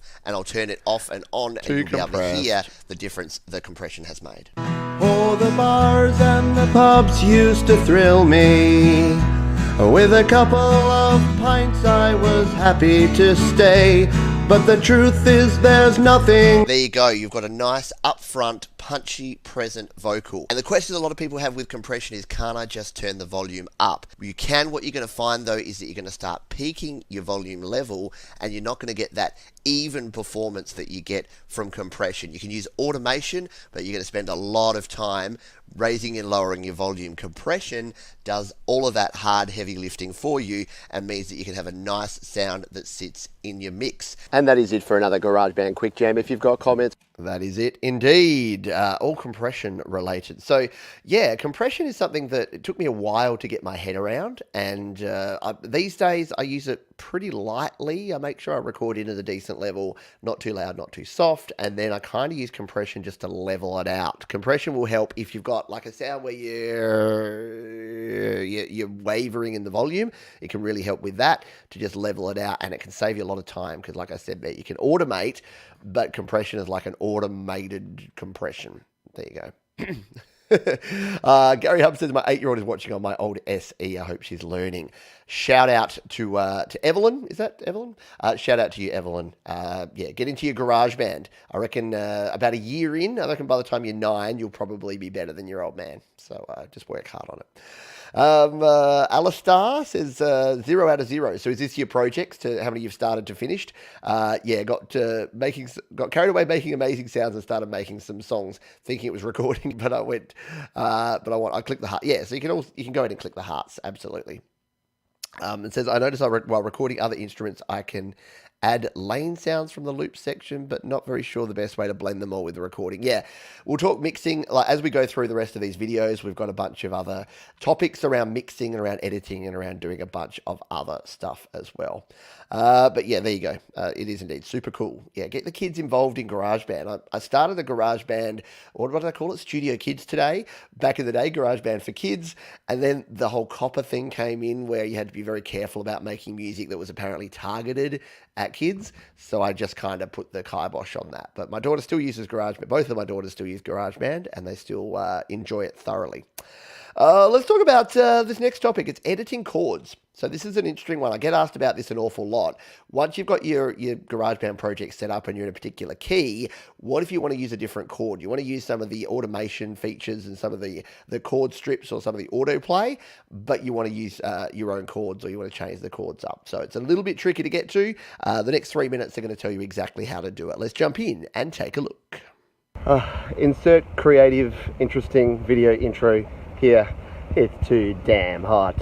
Too damn hot today. Poor man. Today we're looking at one of the less glamorous features of GarageBand, but one that is super useful, and that is how we can edit the chords here in our project. So what are chords? Chords are a series of notes that in the key signature you're playing in actually makes sense for that key signature. So you'll hear things like C major, A minor, G major. So first of all, let's go into our settings. If we tap on the top right here and scroll down, we can see we have our key signature, and this is the basis of what the chords we're going to see are. So at the moment we're in C major, and we can select any other note and its major or minor key. Now to edit the chords, you'll notice here if we just go into any other track and we tap on these settings, we scroll down, we don't have any chord editing options. What we have to do is actually be on a virtual instrument and go into that instrument here and now be in the chord strips view. So if we're in our regular view, we still won't get our edit chords function. If we're in the chord strips view, we go to here, we've now got this blue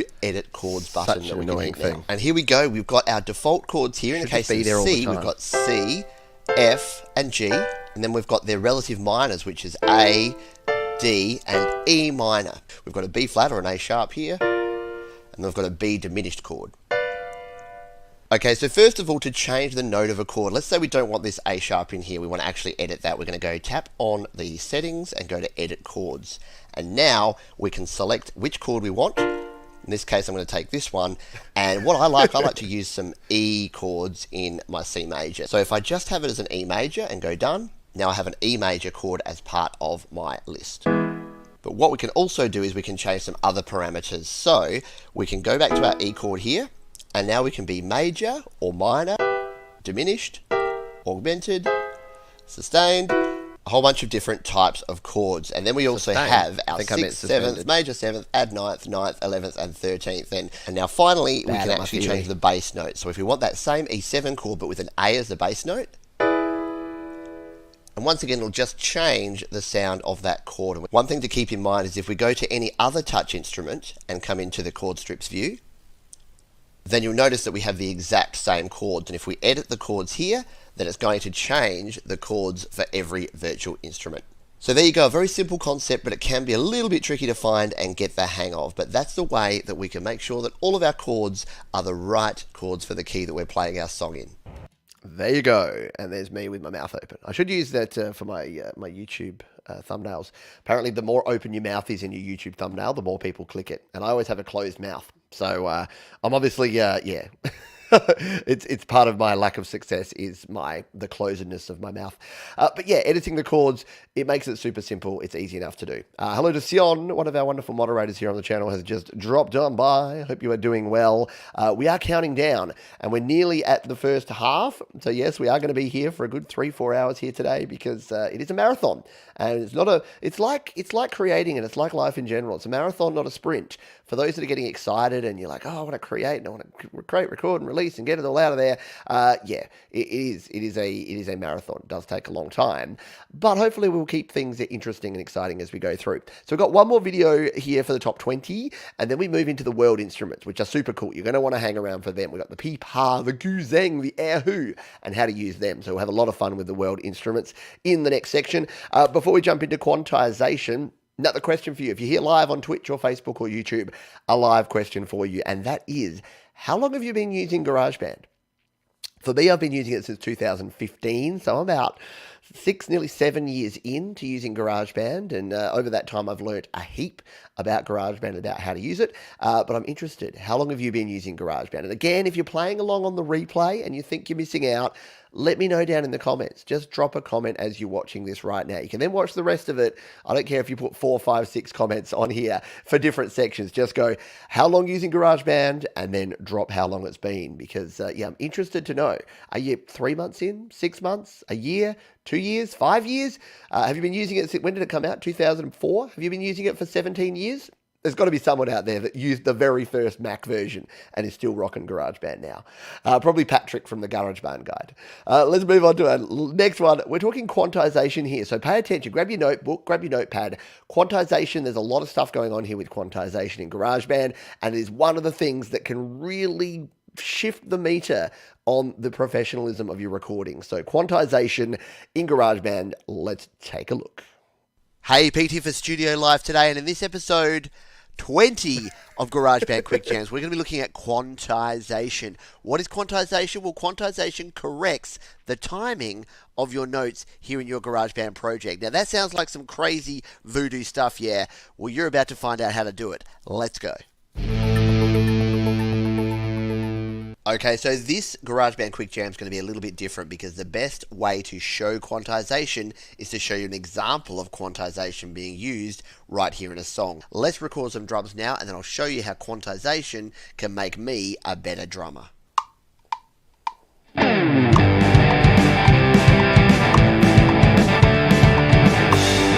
Okay, so there is our very basic kick and snare pattern. If we play that back now, it's going to sound a bit like this.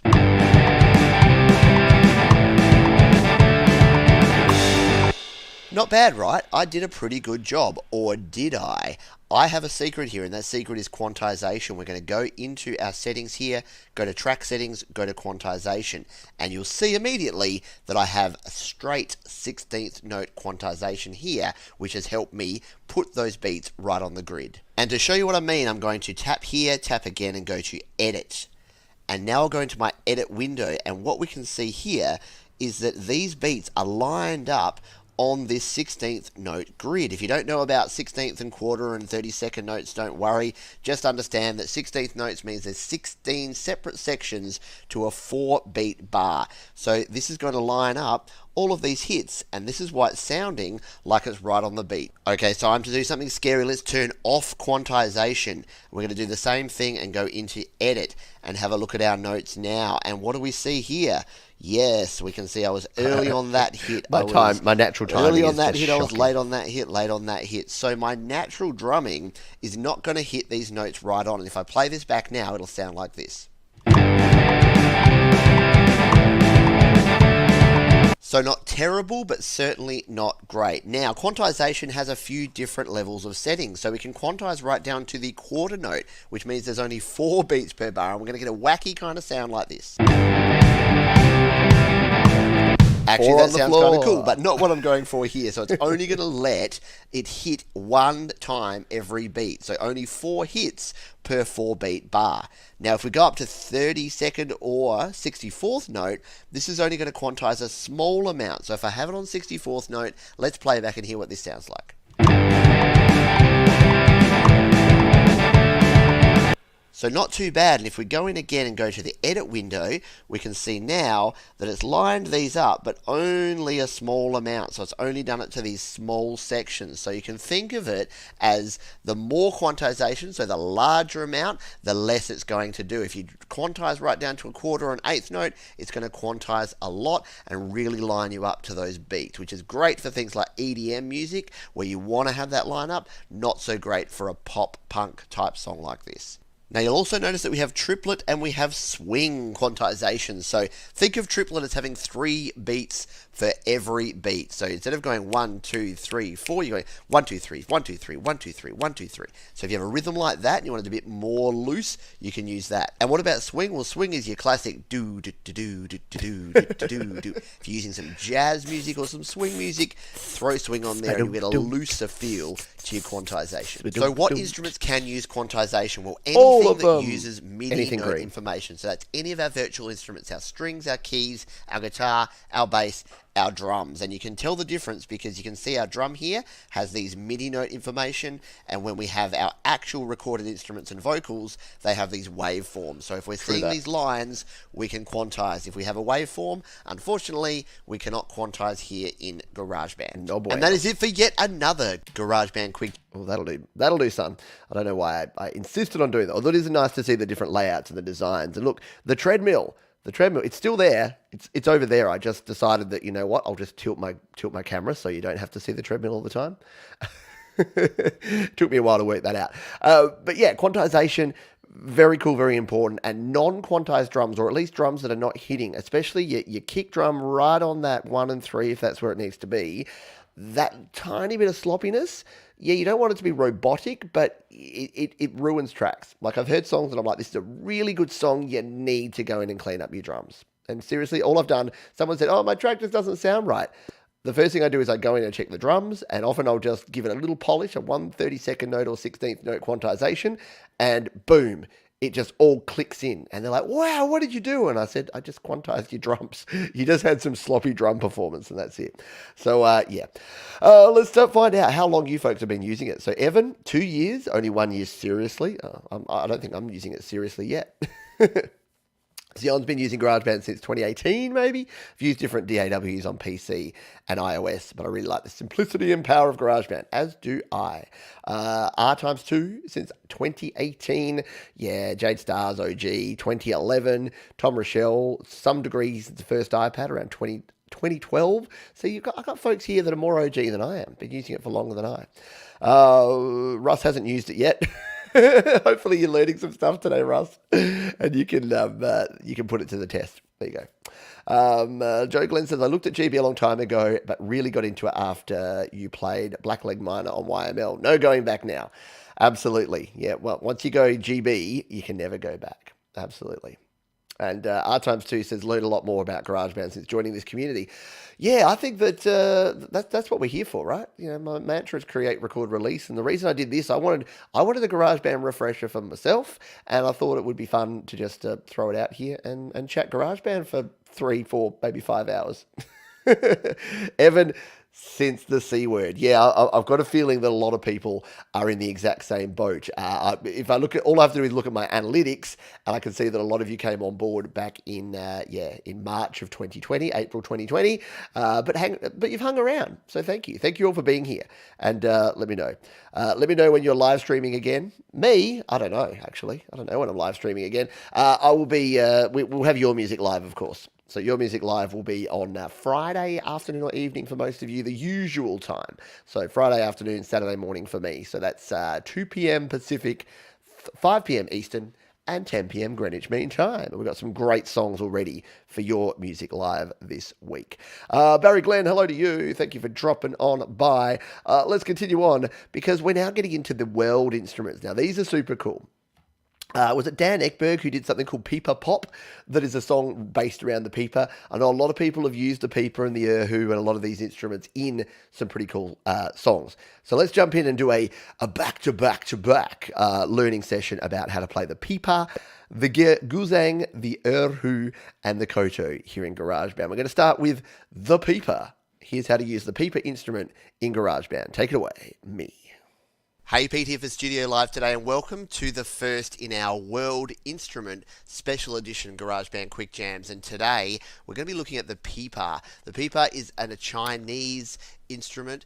It comes from the word pipa, meaning to pluck forward and to pluck backwards. So the distinctive sound of the pipa is that sort of slow, fast plucking that you hear, that you can actually emulate here in GarageBand, which is super, super cool. So it is. Without further Get on with ado, it, buddy. Let's jump in and look at the pipa, part of our World Instruments here in GarageBand. Let's go.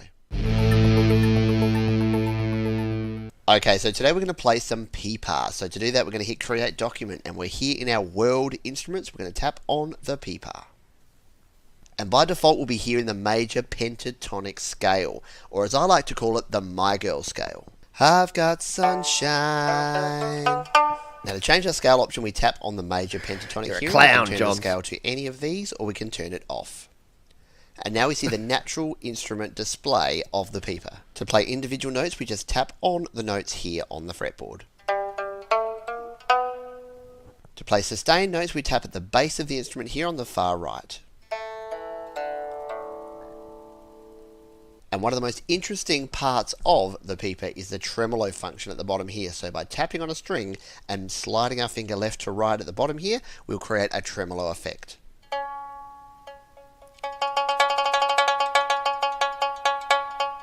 And that creates that really traditional Chinese sound. Let's change our scale type again by tapping on scale and going to a major scale. And now we can tap on each of these notes to get the major scale. And the good part about this is the red notes there will be the bass note of the key we're in. So we're here in the key of D major. So each of these red notes will be a D note. And like many of our instruments, we can change from notes to chords by going into the top here and clicking on chords. And now we can play a chord either arpeggiated or by strumming. And once again, we have the autoplay function. So let's turn on autoplay and go back to our chords and tap on one of these. And we get an autoplay function of this instrument. Now we don't have the ability to tap with 2 or 3 fingers to get a different sound in this particular instrument like we do in guitar and some of our other instruments. And finally, let's go back to notes, and the one other thing we can do here, like most stringed instruments, is do a string bend by tapping and bending the string. And that is it. What an extraordinary instrument that I'll probably never be able to play in. Yeah, exactly. I still have never played a Pipa. There's a dude that plays an Erhu here in Adelaide. I'll tell you about him in a moment when we do the Erhu one. But yeah, the Pipa is very, very cool. And Sion says my favourite is turning the Pipa into a soloing instrument. And yeah, you can add effects. So if you add effects to some of these cool world instruments, you can get some really good sounds. I know a lot of people have used the Erhu as like a makeshift violin. They've used the Pipa as like a makeshift banjo, just by adding some different sorts of reverb and compression and effects on there. So yeah, the world is your oyster, so to speak. My question for you though, has anyone actually used any of the world instruments in a track? Again, I mentioned Dan Ekberg, who did his Pipa Pop, where he used the Pipa. But has anyone used any of these? Because they are very cool. I don't think I have. Maybe I've used the Erhu as a bit of a backing track. But yeah, you've got some cool world instruments in here. And I know many folks have used, in particular the Erhu, because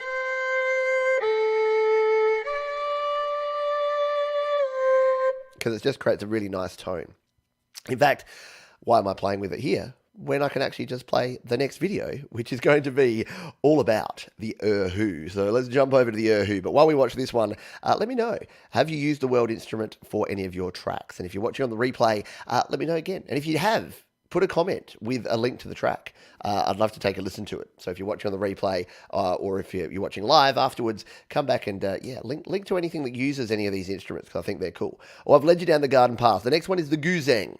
So we're going to jump into the Guzheng, and then we're going to go into the Erhu. So let's take a quick look at how to use the Guzheng world instrument here in GarageBand iOS. Let's do it. Hey, Pete here for Studio Live today, and in this, our second World Instruments edition of GarageBand Quick Jams, we're going to be looking at the Guzheng, which is another of our traditional Chinese instruments that uses strings and uses a combination of plucking and strumming to create some fairly cool and unique sounds. So let's jump in and take a look at the Guzheng. Let's go. Guzheng. See, I knew how to pronounce it. Okay, first of all, to select our Guzheng, we go to the world instrument and we tap on the Guzheng. And as you can see, this is one of the more intricate looking instruments that we have here in GarageBand, and it can be a little bit intimidating, but once you understand the basics, it's a really cool instrument and can be really fun to play. So to play a string, we just tap on a string. And we can also strum by swiping up or down the screen.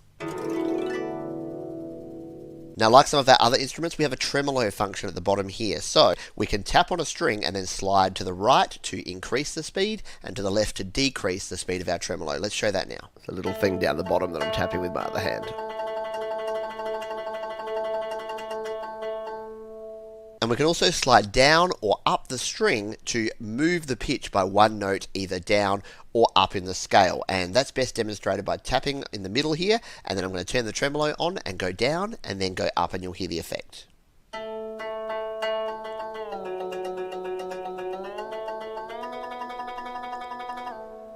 And that's how you can get that traditional Chinese Guzheng sound.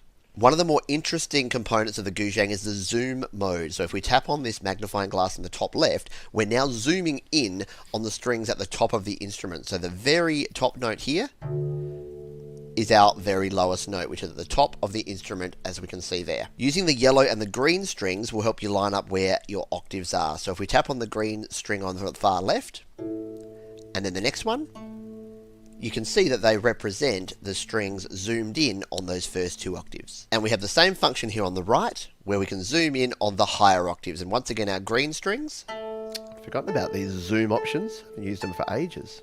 Will give us an idea of where we are. And now it's easier to play the Guzheng because we're zoomed in on these strings. Teaching myself again. Well, that sounds nice. We can also change the scale. We can either turn it off or we can change it to something like major, which will help us play along with our tracks. To change from notes to chords mode, we tap on the dial in the top right here and tap on chords. And now, if we go back here, we can strum and play a chord. And finally, we have our autoplay mode. So like our other instruments, we can get some really cool sounds by using autoplay and then tapping to play along.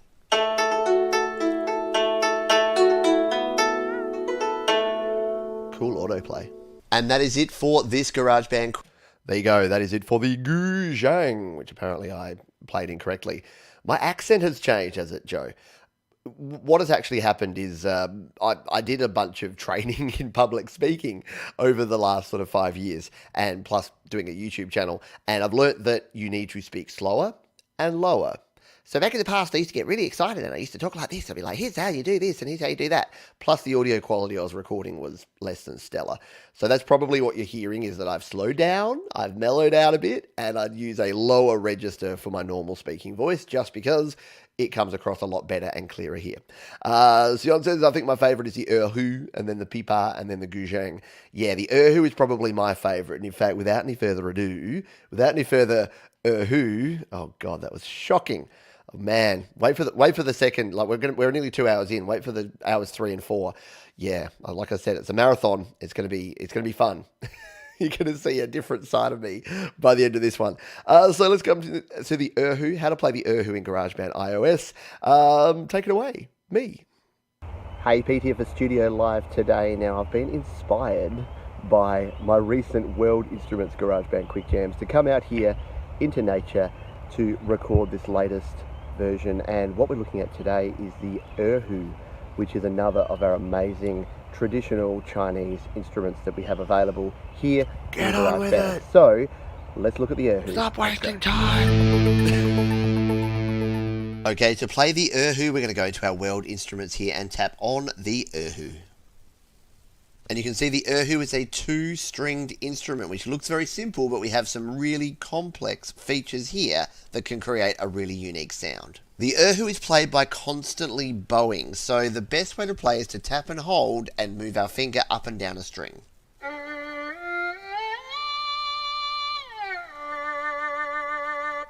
Along the bottom here we have our effects, so the first being the grace note. So this will temporarily bring our note down by 1 note every time we tap it. Let's try that now.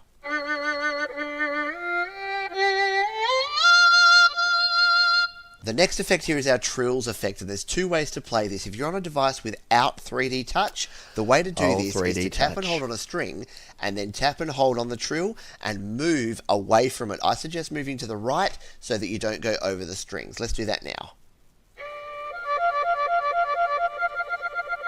Or if you're using a device with 3D touch, you can simply press harder to get a faster trill, or softer to get a slower trill. Almost no devices have 3D touch now. I think the 6S or maybe the 7 was the last that had 3D touch.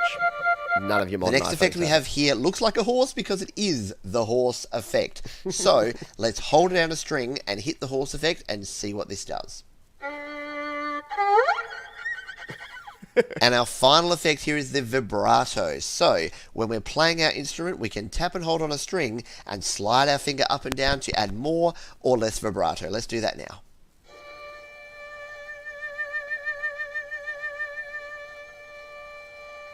And once again, if we have a 3D touch instrument, we can just press harder to create the same vibrato effect.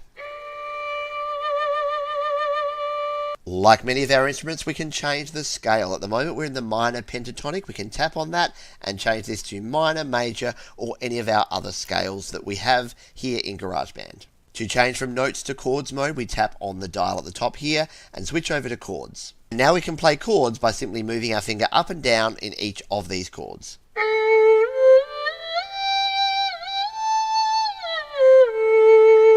And like many of our instruments, we have autoplay, which means we can turn autoplay on here and then tap any one of these chords and we get an automatic sound played by GarageBand.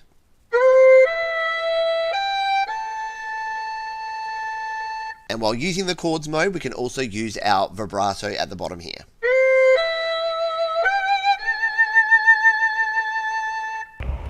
Very cool. Yes, the Erhu. I think I need to explore it more because I think in some cases it actually sounds cooler to have that sound than just a regular violin. It is called the Chinese violin. And I did mention before that there is a guy here in Adelaide who plays the Erhu. I think I have a video of it somewhere, but I don't have it handy. But yeah, he's in the Rundle Mall here and he just plays an Erhu. And it's so cool. Every time I see him, I have to donate because, yeah, it's nice. Kyle TV, hello to you, my friend. The Guzheng is great for relaxing melodies. Yeah. It really is. The world instruments are highly underrated. I am surprised that they haven't explored more world instruments, that they've only gone sort of the Chinese and the Japanese instruments. They haven't gone down, especially things like Indian instruments. Like I know there's a lot of folks that want more of the Indian instruments in GarageBand, and a lot of the Middle Eastern instruments would be super cool to have in there. But you can't have it all. But what you can have is the Koto, and we're going to cover the Koto now because it's another of our world instruments.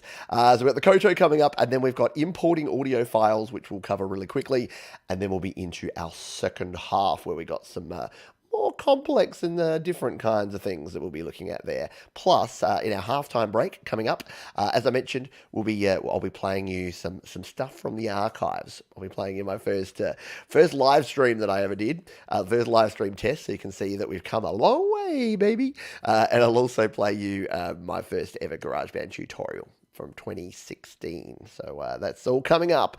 But for now, let's jump back over and take a look and a listen at the Koto, the fourth of our world instruments here in GarageBand. Yes, a sitar would be amazing, wouldn't it? Totally. Sitar, mandolin, Hey, PT, banjo. the studio live today, and in this GarageBand Quick Jam, we are rounding out the 4 world instruments by looking at the Koto, an amazing Japanese instrument, and we're going to be looking at how to play that right now. Let's go. Okay, so let's play some Koto. We're going to go to World Instruments and tap on the Koto. And like many of our world instruments, we tap on the strings to play individual notes. On the Koto, we can also strum by strumming our finger up or down across the strings on the screen. We can also slide on strings, so if we tap on a string we can slide to the left or the right to create a slide between notes. Again, like many of our world instruments, we have a tremolo function, so if we tap on a string we can use the tremolo at the bottom by sliding across to create a tremolo effect.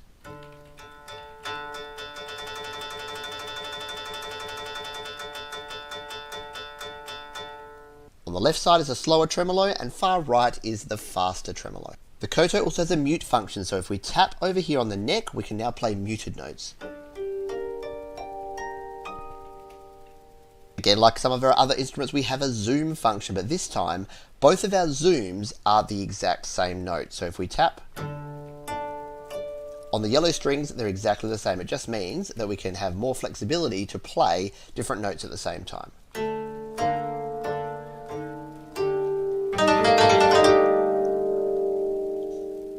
In the middle here we have our scale where we can adjust the scale. At the moment it's in the Japanese by default, and we can change this to major, minor, or any of our other scales. And once again we can tap on the dial up here and go to chords mode, and now we can actually strum and play chords here on the Koto.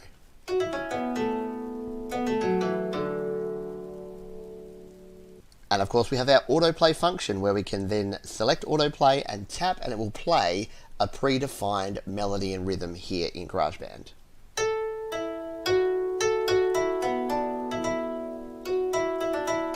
And that is it for yet another I loved being out in nature. The reason for that was that I used to create these videos while I was actually out walking, usually to and from work, which is why I'm usually in like a shirt. So I'm usually in like my work shirt there because I'm literally walking around the place. And I do them in my lunch break. I do it before and after work because, yeah, I used to do a full-time job and then this. But now guess what? Thanks to you wonderful people and all your support, this is my full-time job. So thank you. Thank you to you. Thank you for being cool. Evan, I think Tom's already answered your question, but yeah, Your Music Live, if you want to submit a song, just need to go to studiolivetoday.com/YML and submit it there. Now, it doesn't have to be a publicly available song. It can be an unlisted song, but if it's private, that can get a bit tricky. So just make sure it's unlisted, not private. Private means I need to be like logged in and you need to give me permission to view it and all those sort of things. But if it's an unlisted video that you haven't showed anyone else, that's totally cool. More than happy with that. All right, we are nearly at the end. Sorry, in between, I'm throwing out. So if you want to share this, by the way, if you're here live and you think other people would dig this and want to have some company for the next couple of hours, do share it out. If there's anyone you know of that likes GarageBand, that likes creating music, that you think would benefit from being here, or that you just want to drop in and say g'day, then do let them know. Because we've got, this is number 25, we've then got 25 more videos to go through in the second half. So we'll be here another couple of hours yet. But let's move on to this one. This is number 25. This is how to import audio files into GarageBand iOS, which hasn't really changed to this day. So I've done more updated videos on this, but the basic premise is still the same. So this is probably, is this one of the more popular ones? Hey, Pete here for Studio Live today. Now it's 50. We'll skip over that because it's just me outside again. I do that a lot. So let's just, because of timing, we don't want to be here any longer than we need to be. So I'll do this for these next few, maybe the second half. We'll jump the intros unless I think it's going to be a bit fun, and then maybe we'll play it. But yeah, 50,000 views from February 26th of 2018. This is how to import audio files into GarageBand iOS. Let's import some files into this GarageBand project. We're starting with a blank audio recorder track. And now first thing we want to do is set our section length by tapping on the plus in the top right. Yep, looking cool, our Jay. section length to automatic. Cool. This will just mean we have enough space to import any file we want. Now to access our import options, we press on the loop icon here in the top right. And if you'd like to learn all about using Apple loops, you can check out my Apple Loops GarageBand Quick Jam in the link above or below. But today we're focusing on audio files, and the audio files that are compatible in GarageBand are WAV, AIF, MP3 and M4A files. So anything using a standard audio codec can be imported right into your project here in GarageBand. Now we can scroll down these audio files, and these are the files that are stored in your GarageBand file transfer folder that's actually on your phone, part of GarageBand. If you'd like to learn more about the Files app in iOS 11, check out the video in the description below. To preview one of these files, we simply iOS tap 11, on the old file. school. And tap again to stop. To import into our project, we tap and hold and then drag this file into our project. And if we now zoom in, you'll see that the project has now been extended to fit the entire song. Let's go back to loops now. We can also import from our own music library, which is stored right here on our device. To do that, I'm going to go into playlists, and I'm going to choose my own local playlist here and import one of my demo songs by tapping and holding and dragging onto another track. And now GarageBand will import that audio file from my iTunes playlist into GarageBand. And here is our second file imported onto this second track.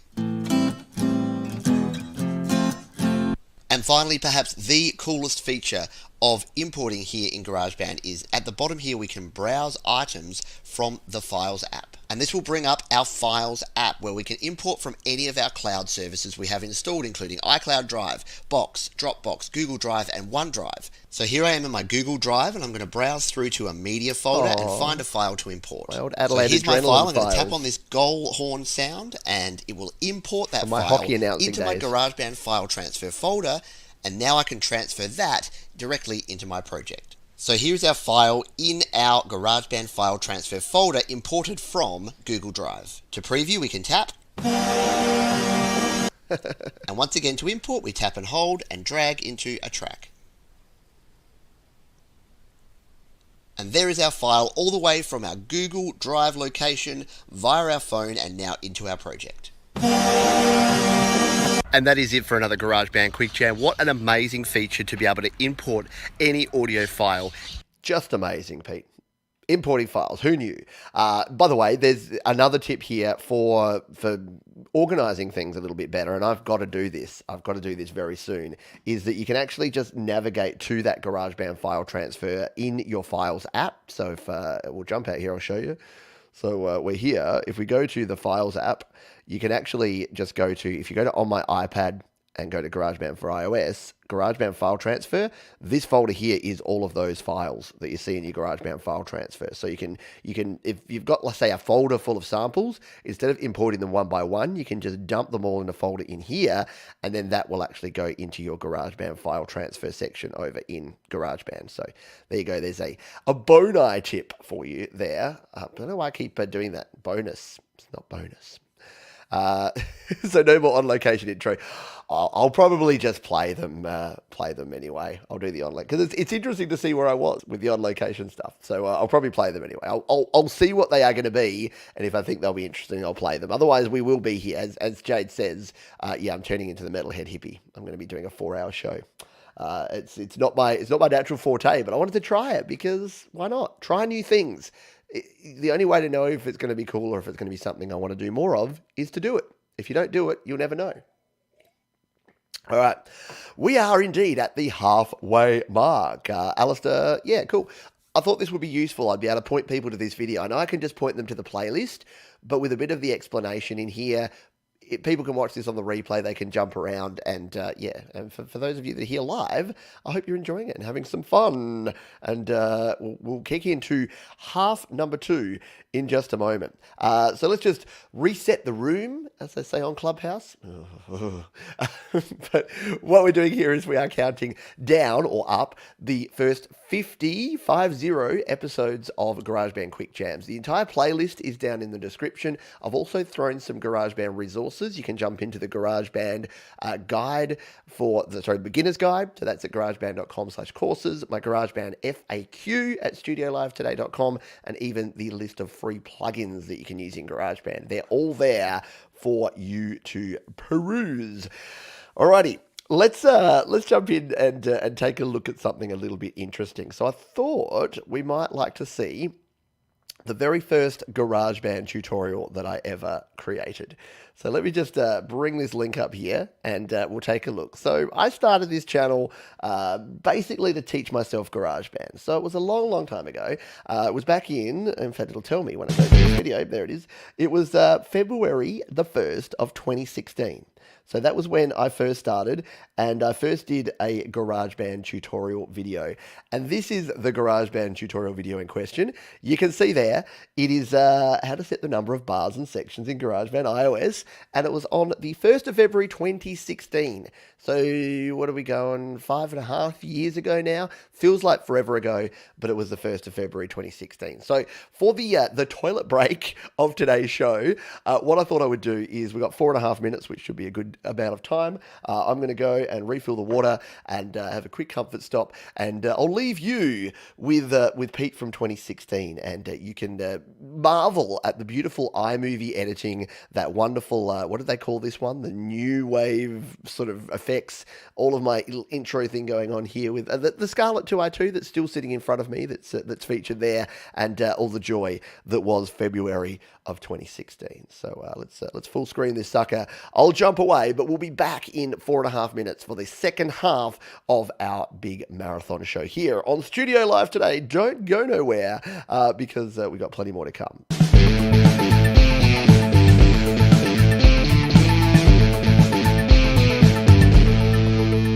Hey there, Pete Johns here with a quick tip for GarageBand for iPhone, and this is how to set up the number of bars and sections that you want in your new song. And this is one of the hardest sort of features to find within GarageBand, so we'll take you through how to do that right now.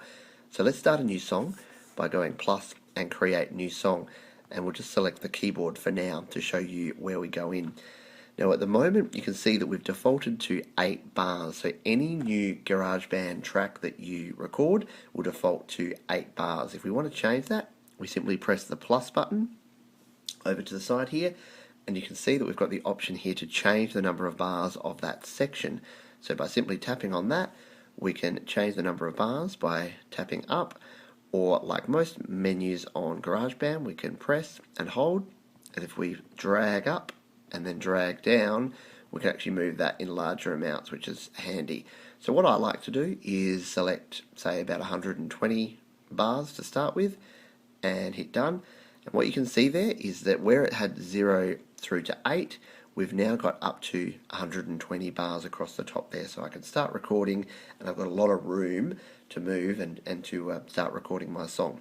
There's other options and ways to do this though. So if we hit the plus again and go back into this first section, what we can also do is click automatic. So what automatic will do is it will base the amount of bars on your performance. So if you record 24 bars on the first time that you record on the first instrument, it's going to take the song as being 24 bars. So handy if you just want to throw on automatic, get an idea down, and then the rest of the song will be built around the length of that idea.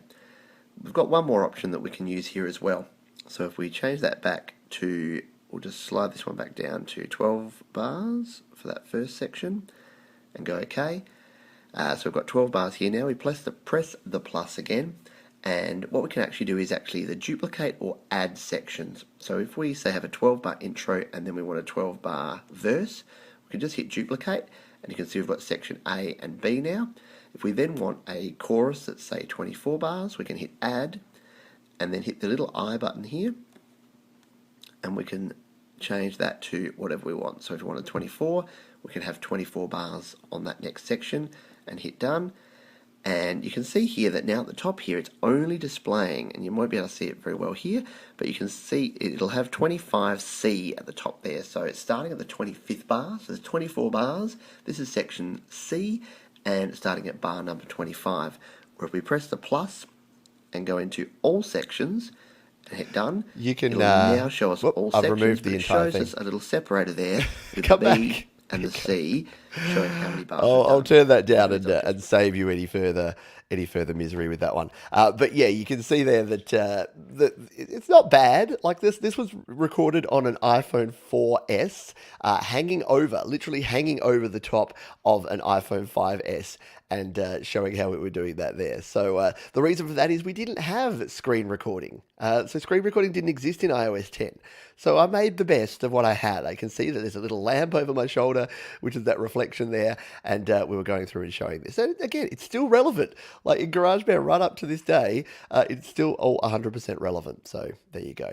We've got a visitor. Everyone say hello to Basil. Basil, he was out there and he was like whimpering and crying, and I went to get myself a break. I'm having a Kit Kat because I tried to find a banana, and we're out of bananas. But you know what? We did have Kit Kat. So that's gonna be my morning snack, is a Kit Kat. Have a break, have a Kit Kat. So I hope you enjoyed your break as well, and we will continue going through these top 50, in fact the entire 50, and we're getting into some interesting ones here. We've got smart drums coming up here. So smart drums is our next video. So let's bring this one up here, and we will jump in and take a look at how to use the smart drum. Something I don't use very often anymore, but they were pretty revolutionary for their time. So let's jump in and take a look and a listen at the smart drums. Whoops, I've clicked drummer. Tragedy. Hey, Pete here for Studio Live today, and in this... Wait, boy, we've got to do smart drums first. There we go. Hey, Pete here for Studio Live today, and welcome to another GarageBand Quick Jam, where in just 2 minutes, or sometimes a little longer, I give you all the information you need to know to get started with a feature here in GarageBand on iOS. And in this video, we'll be looking at smart drums. Let's go. That was an awkward pause. Okay, to access our smart drums, under Drums, we tap on Smart Drums. And here you see the Smart Drums grid, and you can see that at the top here we have Loud, at the bottom Quiet, on the left we have Simple, and on the right Complex. And the way we use this grid is to tap and drag a drum item and place it somewhere on this grid. We can also preview a drum kit piece by just tapping on the piece over here on the right. To change our drum kit sound, we tap in the arrow at the top here and tap on the drums, and now we can choose from any of these 6 drum kits. And each kit will have its own selection of different drum sample sounds. So let's drag some items now and create a simple drum beat here in Smart Drums.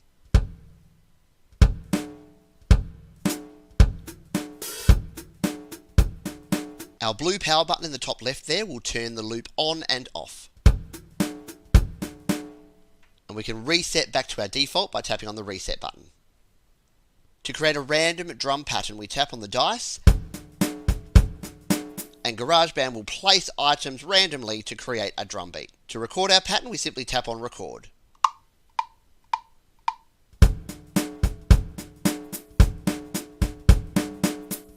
And we can move our drum kit pieces while recording to change the sound as we go.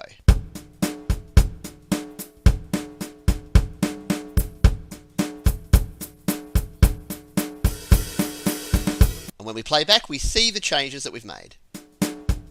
To edit these drums, we can't actually use the MIDI note editor like we do with regular drums. So what you need to do is actually change the pattern here and then re-record over your original recording. So there you have it, a quick and... Turn your mic on, Pete. There you have it indeed. Does anyone use smart drums? I don't think I've used smart drums in probably since I did that demo. With drummer is so much better, beat sequences so much better, drum loops, drums. I think it's the fifth choice. If I had to create some drums, I think the fifth choice would be the one. That would be the smart drums. Kyle, didn't think I'd be binge watching Pete's tutorials today. Right? This is called forced binging.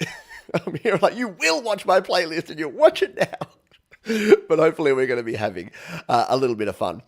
Gary's saying this is where my daughter lived. Yeah, I know. My kids got into, when the smart drums were like the only way, they got into them. And then as drummer was added, they'd play around with drummer. And now they love the beat sequencer. So it's their absolute favorite, which we'll be talking about a little bit later on as well. Yeah, back on that video, it was whispering Pete. You know why? Because I basically had not told anyone, including my own family, that I was making these videos. So would have been either very early morning or very late at night, and I would have been there. And I'm like, I don't want to, like, I'd be whispering and I'd be creating the video, and then if I heard someone outside, I'd be like, and I didn't want to say anything. It was weird. But yes, whispering Pete, not whispering Jack, not to be complaining, not to be confused. Sorry, not to be complaining. No, that's fine. Like I'm more than happy to force my content upon your ear holes. That sounded weird. Let's move on, Pete. Stop trying to ad lib. You're not good at it. Speaking of the drummer, let's talk about the drummer. It is still my favorite and still a very often used way of creating my drum sounds. I use it in almost every track, and then Jade Star usually comes and creates better drums that I replace it with. But it is way better than a metronome. If you're creating songs, throw the drummer track on there, and yeah, you'll have a cool beat to play along to that you know will be on the grid. So let's jump in and take a look and a listen at how to use the drummer in GarageBand iOS. Hey, Pete here for Studio Live today, and in this GarageBand Quick Jam, I've taken time out of my very important coffee break to talk to you about the amazing virtual drummer that we have here in GarageBand iOS. So, let's go.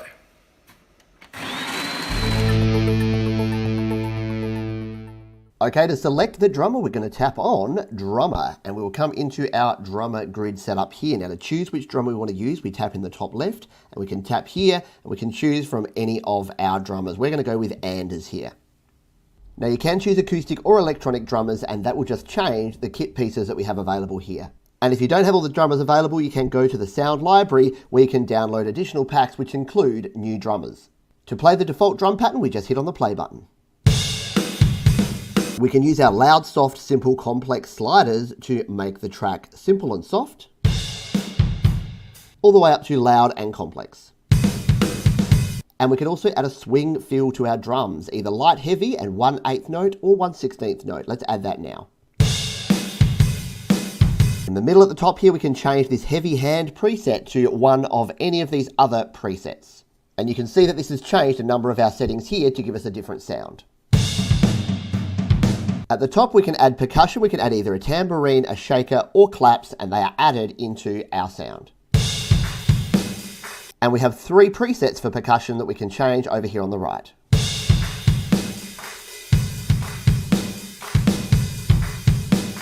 By tapping on the kit pieces, we can decide whether we want hi-hat, toms, or cymbals, or if we tap again, we can turn all cymbals, hi-hats, and drums off for this beat.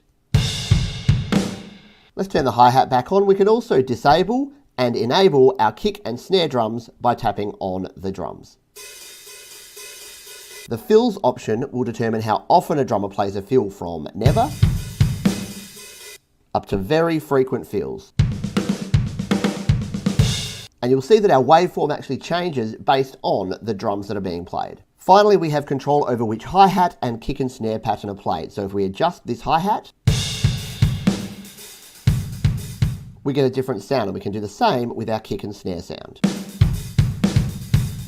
And the last two options, number 7 and 8 on any kick and snare pattern, are a half time beat and a double time beat.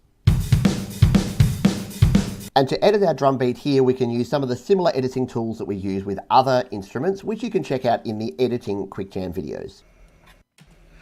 Yes, we know you like coffee, Pete. Get on with it, son. All right.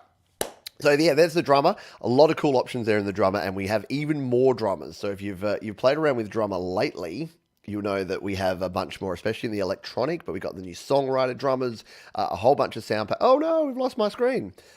Reflector was behaving so well. What did we get? 2 hours and 20 minutes in today, Reflector. Well done. We'll leave you down. I was just going to show you the additional drummers. I'll fix that up while we play the next video, because you don't need to be staring at me troubleshooting there. We'll get that one back up there. But let's come in here to the next one, shall we? Because the next one is Beat Sequencer, and as Gary was saying here before, Beat Sequencer is seductive on the eyes, especially to the kids. I know, so many coloured lights, very cool. And Evan, yeah, I really don't know if there is a chart or a guide to, when it's got Veil and 11th Hour and all these names. I don't think there is anything that says this is just a rock beat, this is just a that beat. I would like there to be. But I don't probably have the time to do it. Hopefully someone else does or has done it, or someone has some ideas there. Let's come over here and we'll go into the Beat Sequencer. Now this is a slightly longer video, 6 minutes, because there's a lot in the Beat Sequencer. But it's a really cool way to get about. And don't think Beat Sequencer is just for people making beats. It's not just for electronic. You can use the Beat Sequencer with a regular analog drummer. Analog? You know what I mean? A real drummer using a real drum kit, acoustic kit. That's what I was trying to say. So let's come in here. Sit back, relax, grab your notebook if you need to take notes. How to use the Beat Sequencer in GarageBand iOS. Hey, Pete here for Studio Live today. Now, why am I next to a tree all the time? Well, that's because I'm usually recording some vocals or something that the wind is going to ruin. Anyway, in this GarageBand Quick Jam, we're going to be looking at something that I've been putting off for a while, and I've been putting it off because I didn't really know how to use it. So I have learned it for you, and in this video, I'll be showing you how to use the Beat Sequencer here in GarageBand. Let's go.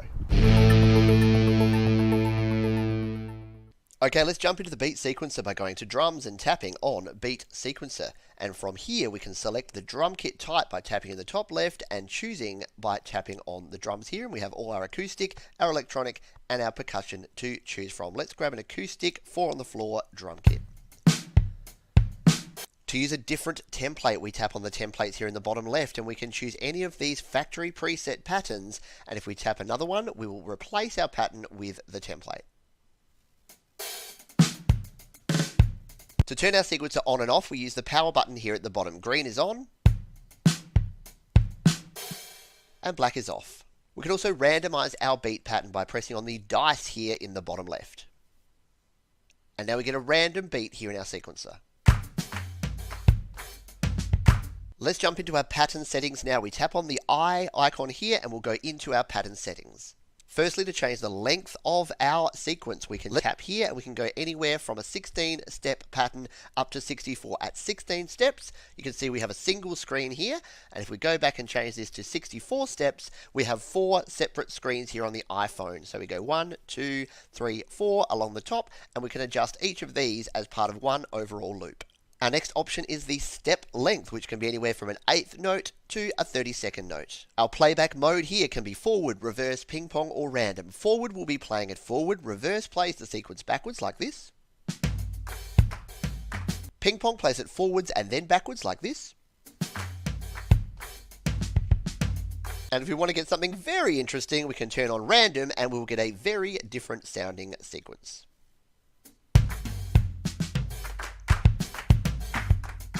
Our final pattern setting here is swing. We can have anything from no swing up to 1/16 heavy swing.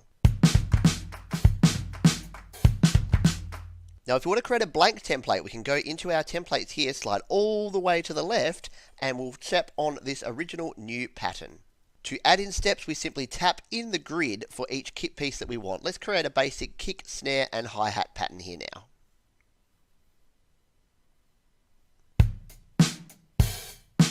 To scroll up and down our pattern, we can tap on the kit pieces and scroll up and down. I want to go play with Beat Sequencer again now. Sorry guys, and you'll notice we can add additional kit pieces here. Let's add a crash symbol to our kit. To remove any step, we simply tap on the light to turn it off. That was a game changer. And let's add in a crash symbol. Adding and changing up the kit pieces. Over in the bottom right here, we have our step on and off, but we can also select our velocity function by tapping on velocity. And now to adjust the velocity of a particular step, we tap and hold, and then we can move this velocity slider up and down to set our velocity. And to change back to the default velocity, we double tap. And this helps us create a more realistic drum sound as we can vary how hard each drum or cymbal is hit. Next to velocity over here, we have an up arrow. If we tap on that, we have some other options here. We first of all have note repeat. Let's tap on that now. And this will control how many times the kit piece is hit for each particular step. Let's tap and hold on this hi-hat, and we can drag all the way up to 8 or all the way down to 1 note. Let's make this a 3-note hit and hear what this sounds like.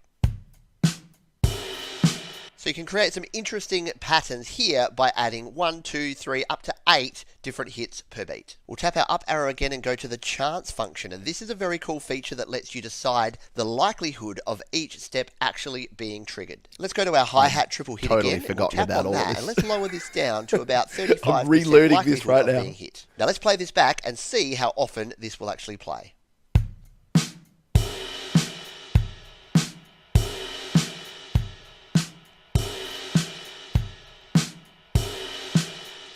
So you can see there that it's doing a random hit around about 35% of the time, about 1 in 3, but it's not going to be exact. It's going to be quite randomized because sometimes you get 2 in a row and sometimes it won't play for 3 or 4 to create a very random, natural sort of feel. And our final option here is the loop start or end. So what we can do here is tap and drag our loops of individual kit pieces to create a looping effect. So now it will play all the way through for some of these, and these 2 that I've adjusted, it will just loop those 2 sequences over and over again. Let's play now.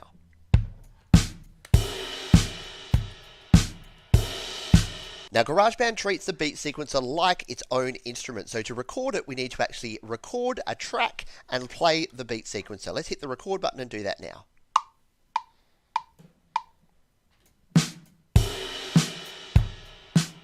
I think this is what and now to edit this confused beat, me the most, having to set it up and then record it. Tap again, and go to edit.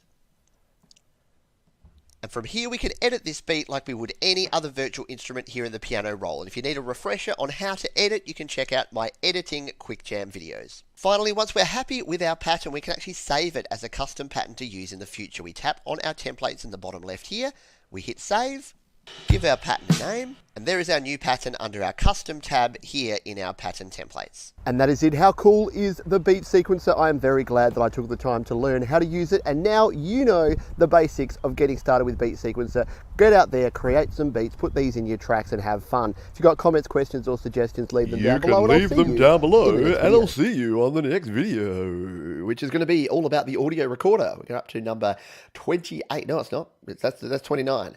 We're going to go to 28 in a moment and talk about the audio recorder. Yeah, so we've got a lot of folks talking about the beat sequencer. I can't look away. I know, it's so good, but you can't look away from it. Got to have dinner, but you can't look away.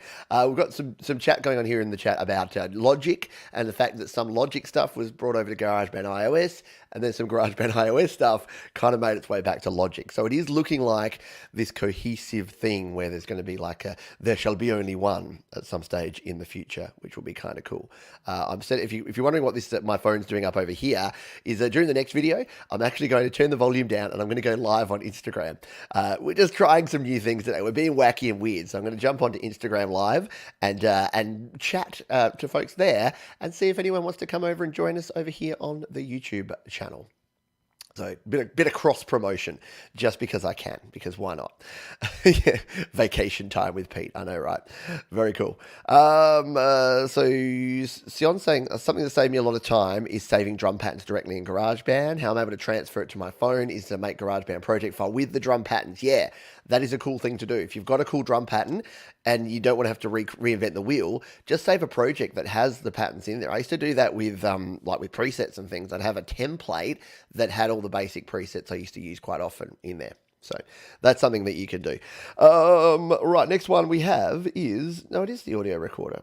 We'll go to the beat set. Yeah, that was 28. So this is number 29, which is the audio recorder. So how do you record? Using a microphone. So the first time that we've gone out of the virtual and into the world of actually using a thing to record. So let's jump in here and learn about using a microphone and recording using the audio recorder in GarageBand. Hey, Pete here for Studio Live today, and in this GarageBand for iOS Quick Jam, we're going to be looking at the audio recorder. So once you've used your virtual instruments, you've used your loops, you've been using GarageBand for a while, eventually you're going to want to be recording something outside of your phone or your iPad. So in this video, I'm going to show you how that you can do that. Let's go.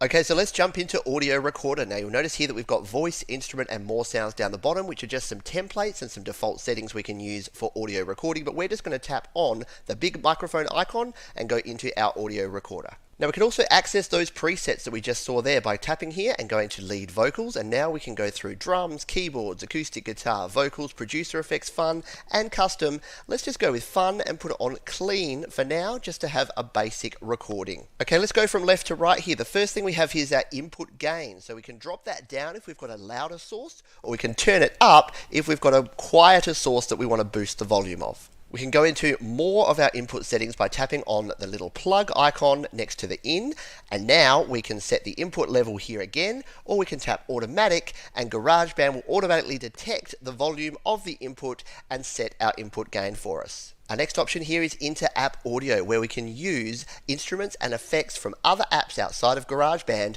to control our audio recording. We won't go into that in this video, but you can check out the links down below if you want to learn how to use inter-app audio.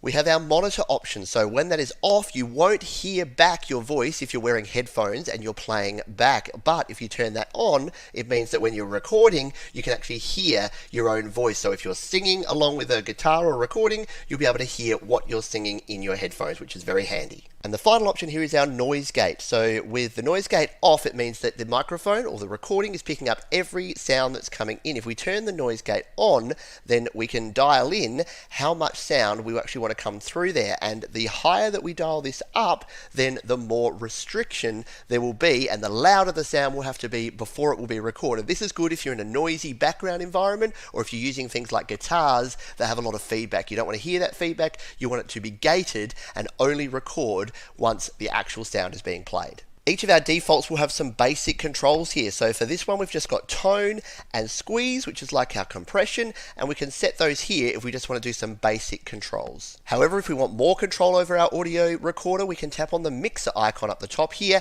and now we get our full audio recorder settings. Now we have our output. So this is not the input volume, but the output volume. So once the track is recorded, this is how loud it will be played back in your mix. And we also have our panning, so we can pan hard to the left, hard to the right, or anywhere in between, and to go back to the center, we double tap. Next is our mute and solo options, so we can mute this, which you probably wouldn't do if you were recording, or we can solo, which means you won't hear the other instruments or tracks playing back. More ordinarily, you will want that to be off so that you can hear the other tracks playing while you're recording. Next is our plugins and EQ section. So here we can dial in more or less compression, and this will adjust that squeeze option we had over here, and we can also dial in some treble and some bass here. If we tap here on the arrow next to plugins and EQ, now we can access all of our advanced settings. And if you want to learn all about plugins, EQ, compressor, reverb, and delay, we've got videos all about those. So you can check out the links down below. And finally, our master effects, where we can dial in some master echo and master reverb, and come in here to select what type of echo and what type of reverb will be applied to all of our tracks. And finally, to record our audio, we tap on the record button. This is a test recording for my GarageBand Quick Jam.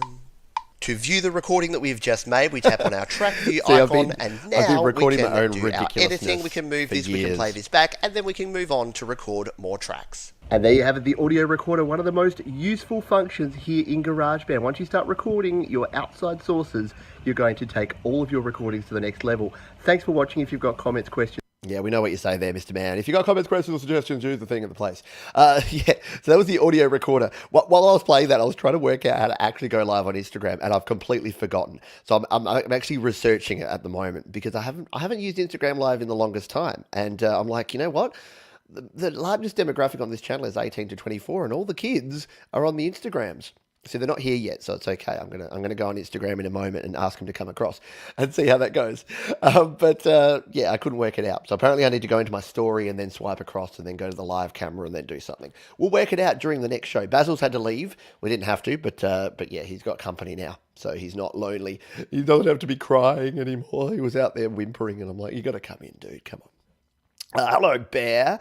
Yeah, who's that young man? That was me from 3-4 years ago, from April the 7th, 2018. Because what we're doing here, if you are around, is that we are counting down. We're counting down the top 50. Well, the first 50 GarageBand Quick Jam videos that I created and shared.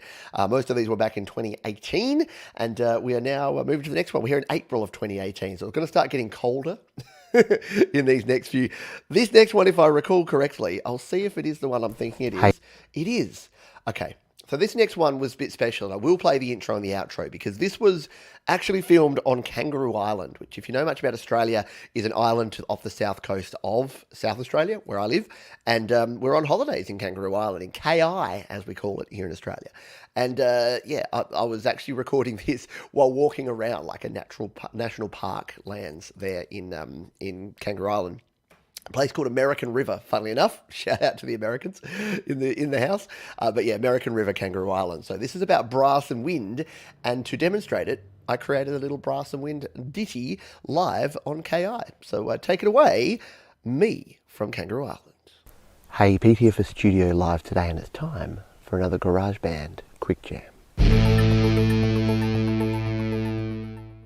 Okay, so this is going to be something a little bit different. I'm live from a bushwalk here in American River, Kangaroo Island, and what I'm doing today is I'm going to record a little 8-track mix here using the other instruments. So if we go to keyboard and we go to the bottom here, we've got our other instruments. So we've got our brass and our woodwind and string sounds that we can use here. So let's start with the flute, and let's record a little flute melody here now.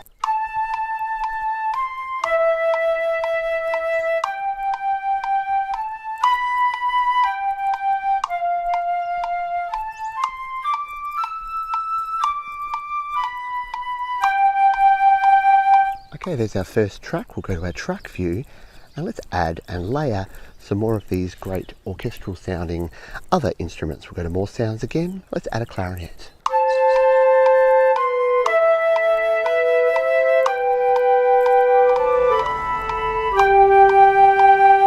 And wouldn't you know, the one car I've heard in the last hour drives past. Let's go back to our track view. And we'll add a new track here. We'll go to more sounds. We'll add an oboe now. Let's bring the oboe in halfway through.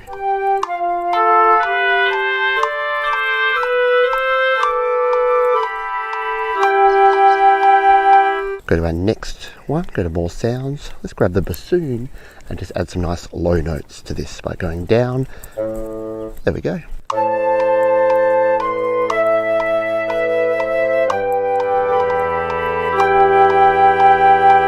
Okay, back to our track view, and now what we're going to do is add in some brass. Let's add in a French horn here.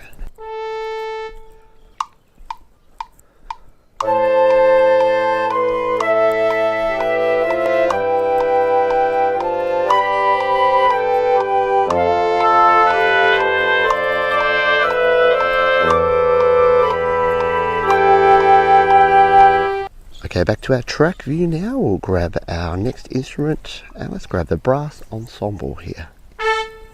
We'll get this down low.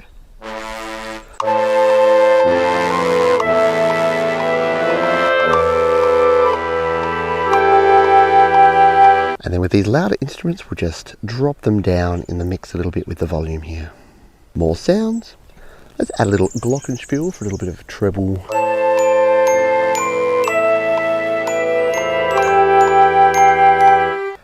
And we've also got access to our strings here in our more sounds. So we've also got all of the weld instruments, our guitars, our bass, and our toy box instruments, but we're just going to use these orchestral instruments for now. And there we go, we've got 8 tracks worth, and in the space of a very short walk here in the bushland, disturbed by the same loud car twice. We have put together this track. Let's play back and hear what we've got.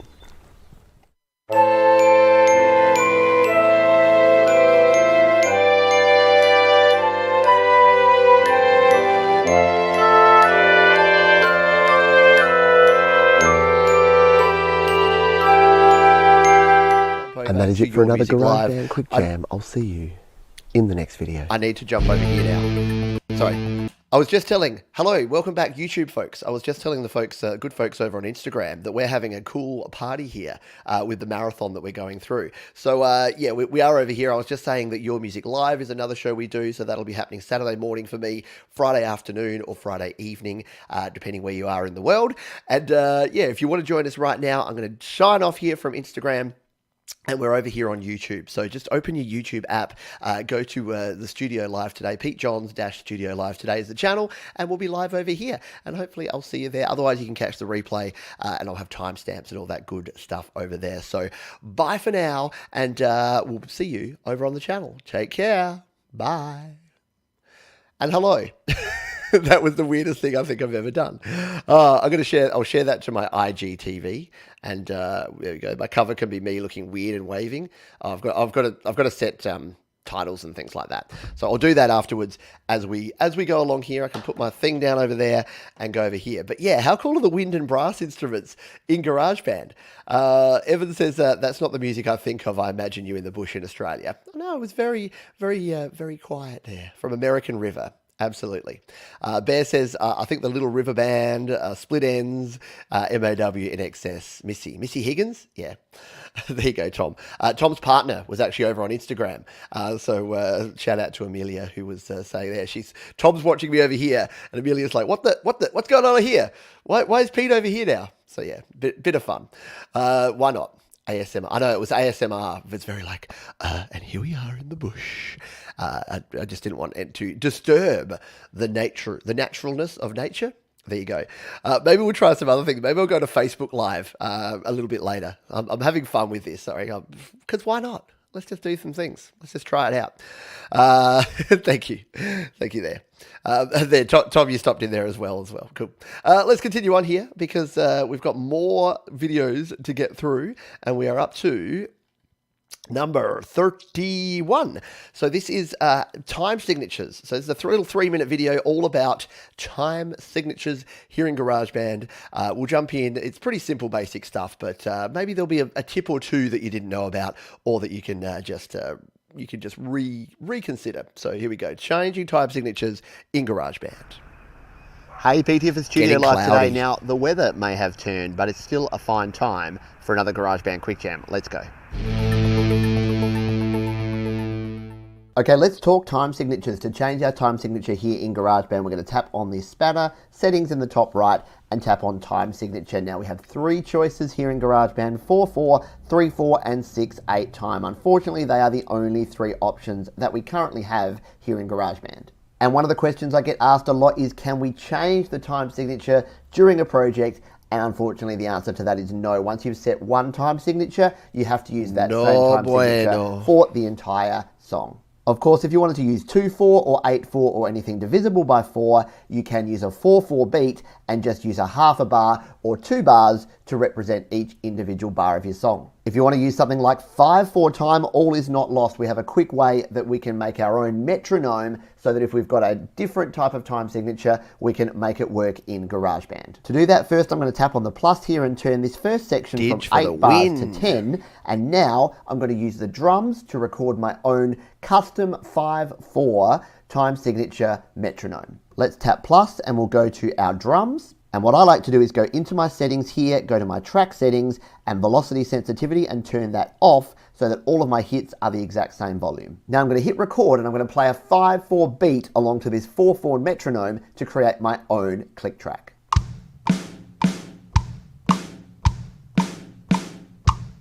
There we go, we've done that for 5 bars. All we need to do now is tap that and loop it. And it's going to be for our 10 bars, which is actually going to equate to 8 bars of 5/4 time. And now to record to this, obviously we want to turn our metronome off. And now if we hit play,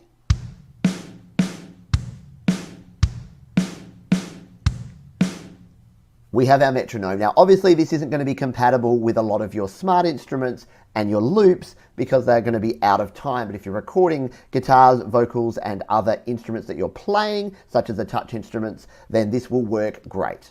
Now, if you're a fan of the Apple loops, as I am, you might have already realized this, but if you select a time signature outside of 3/4 time and then go to loops, there are no Apple loops available to be used. All of the Apple loops are only in 4/4 time. Our smart instruments, however, will support other time signatures. Let's try a 3/4 time signature with the smart guitar.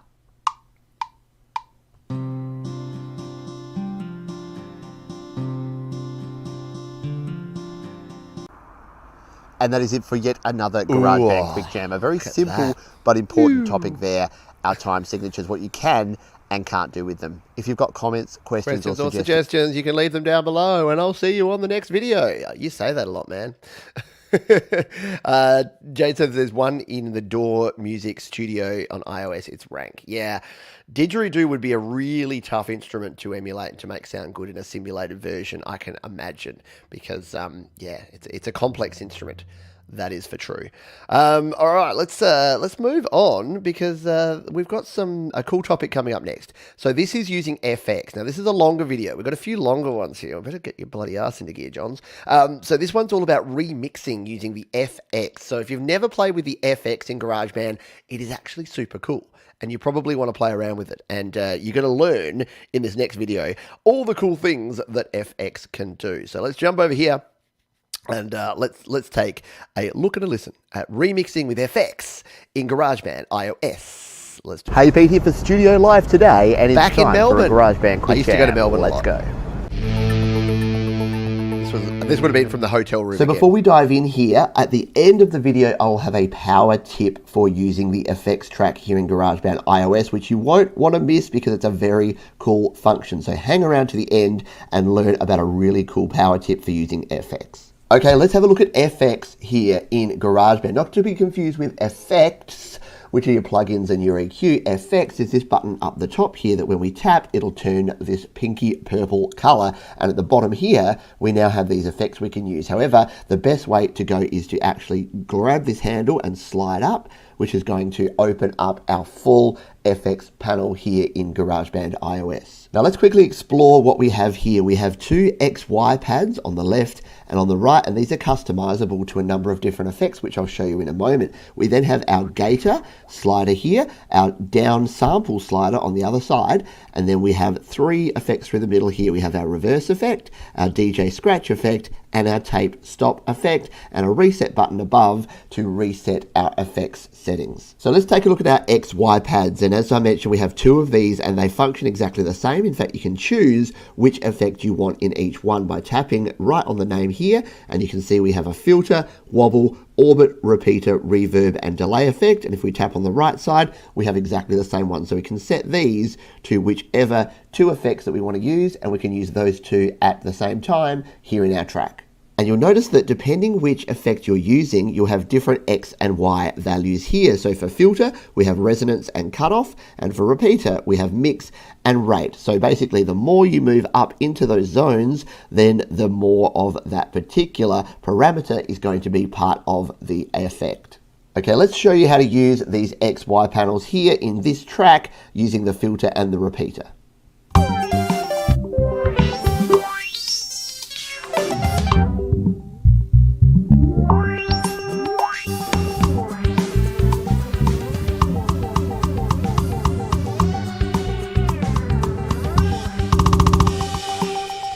Okay, there you go. Not the greatest performance, but you get the idea here that we can use these XY pads to change our effect, anything from very subtle right up to very intense effects. You'll notice here on the sides we have these buttons, which are our gyro control buttons. So if I pick up my phone and tilt around, I can now use the gyroscope built into the phone to actually change the effects. So when I play back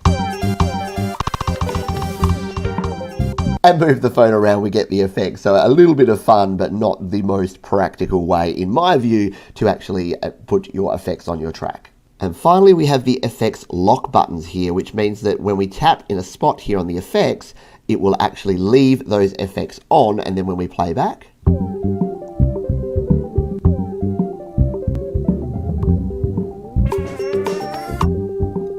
So instead of going on and off as we touch and release our finger, it will actually stay on the whole time. And one final little trick with the XY pads here is that we can actually use a stop function by using 3D touch, which means if we push harder on devices which support 3D touch, it will actually engage our stop function. I'll show you what I mean right now.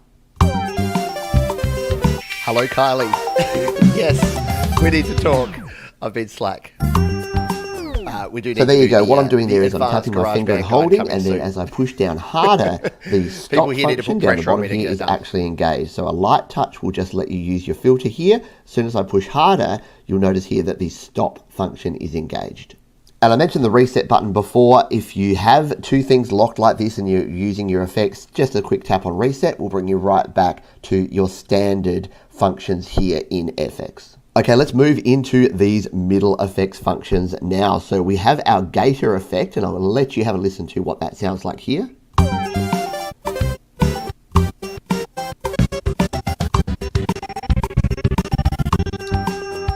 So there you go, you get a gating effect, anything from slow down the bottom here, up to quite a fast gate effect, which is just that delay on and off effect. It's gating, it's stopping, and then letting the sound back in, creating that gated effect. Over on the right here, we have the down sampler. This is going to change the bit rate, which is going to change the quality of the sound. Let's demonstrate that now.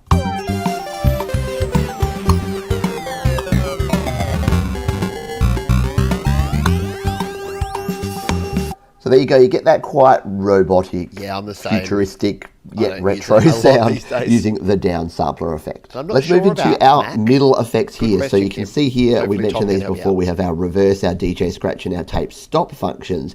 And all of these you can tap on the left of and the right, and you get a slightly different effect sound using each of these. Let's go through these one by one, and you'll hear and see the difference when I use the left side versus the right side.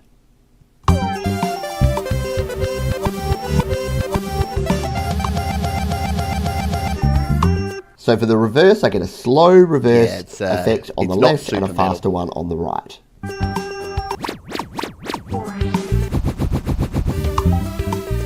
And once again with the DJ scratch, the same thing. Slower scratch on the left, faster on the right.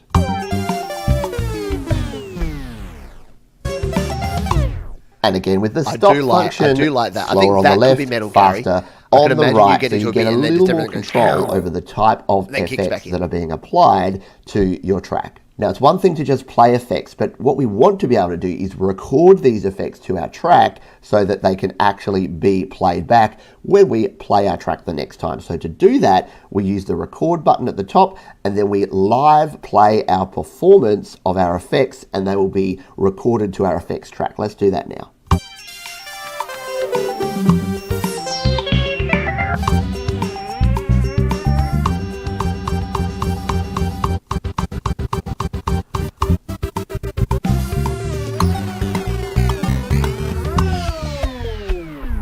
Okay, so yeah, that's not going to win any remix competitions anytime soon, but this is just to demonstrate that if you look down here now, all of this crazy squiggly mess is our effects track recorded. So when we play back the track now,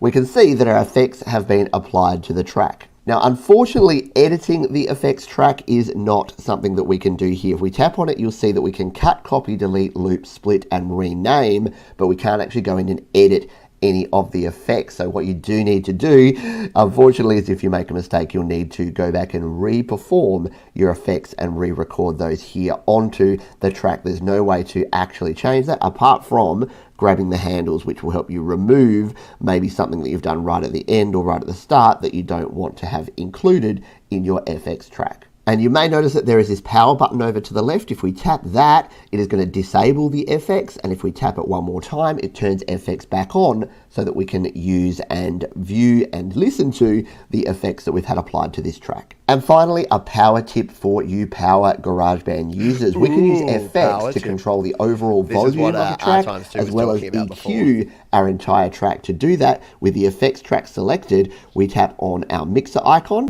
And now you'll notice that we've got a visual EQ here that we can turn on. If we go into visual EQ like this, we've got a volume or a gain slider to the right that we can adjust the volume of the track up and down. And we also have our parametric visual EQ here, so we can actually change the EQ and the volume of our entire track. It's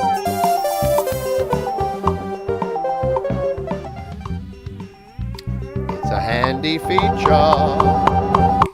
And that is it for this GarageBand Quick Jam. How cool are FX here in GarageBand? If you've got comments, questions or suggestions, leave them down below and I'll see you on the next video. I'm gonna get out of this rain. I was in Melbourne and it was raining. I know it's low-hanging fruit to say, Melbourne, it rains all the time, but it was legitimately raining in Melbourne. All right, that was a bit of a longer one, I know, but FX is a bit of a longer topic and it does take a while to get through. Yeah, I hope you got some valuable information on that one. We'll jump into our next one because next up we have Merge, and this is another long one. Because again, it's a lot of different things that you can do with the merge function. So I started this series by doing 2-minute videos, and then eventually they kind of slipped out a little bit. But pay attention to this one, especially if you're running out of tracks in GarageBand. If your volume levels are too low in GarageBand, you can merge, and that's going to help your volume in GarageBand. There's a bunch of stuff that merge can do. And then we do kick back into some shorter ones. What I'm going to do while we play this, I'm going to go again. I'm going to go live onto Facebook, because this is just fun for me to experiment with different things. So I'm going to jump over onto Facebook Live and just do a little live video over there. So I'll have the volume down here, and I'll be chatting over there on Facebook, and we'll see if we can invite those folks to come on over here and join the fun here on the live show as well. So let's jump in and take a look at this one, how to use the merge function here in GarageBand. Hey, Pete here for Studio Live today. What's that? You're running out of tracks in GarageBand iOS. That is a serious problem. We have 32 tracks, but when you get creating, you can use up those tracks really quickly. So in today's GarageBand Quick Jam, I'm going to show you how to use the merge function to free up some additional tracks, merge together some of your current tracks. Let's go. Those intros. Okay, so let's check out the very cool merge function here in GarageBand iOS. Now, what types of tracks are good for merging? Things like drums that we have here, things like percussion and backing vocals are really good candidates for merging, and we'll explain why as we go along. Now, before we get started with merging, it's always a good idea to back up your track. So do a duplicate of your track just so that you've got an original version before you start merging. GarageBand will duplicate the track for you, but it never hurts to have an extra backup. And one more thing before we get started, why would you use the merge function? Well, here in GarageBand iOS, you have 32 tracks, which sounds like a lot until you start creating tracks. So if you are running low on tracks, you can combine multiple tracks into one audio track to free up some room and create more tracks. To access the merge function, we tap right here on the icon of a track, and you can see this fourth option along here is merge. In some versions or languages, it's called combine, but what it does is it merges, combines together multiple tracks into one stereo audio recorder track. And it's important to understand that that new track is an audio recorder track, which means these MIDI tracks that we have here will no longer be editable. It will just be a waveform. So if you need to do edits to the actual notes or the track, then you need to do that before you complete your merge function. So let's get into it and start merging some tracks. First of all, we're going to merge these 4 drum tracks into one stereo audio track. Let's just play these drums now so you can hear how they sound.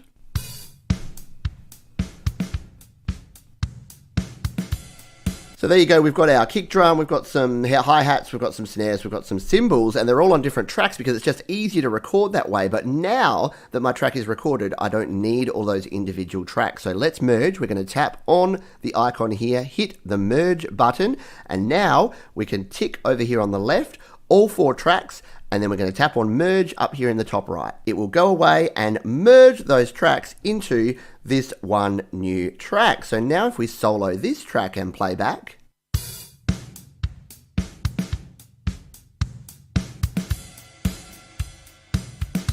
you can see that we have all of those drums merged down into one stereo track. Very cool. Okay, let's try this again with another couple of tracks. We have a clave and a conga track here, and if we play these back, they sound like this. Oh, don't get me started.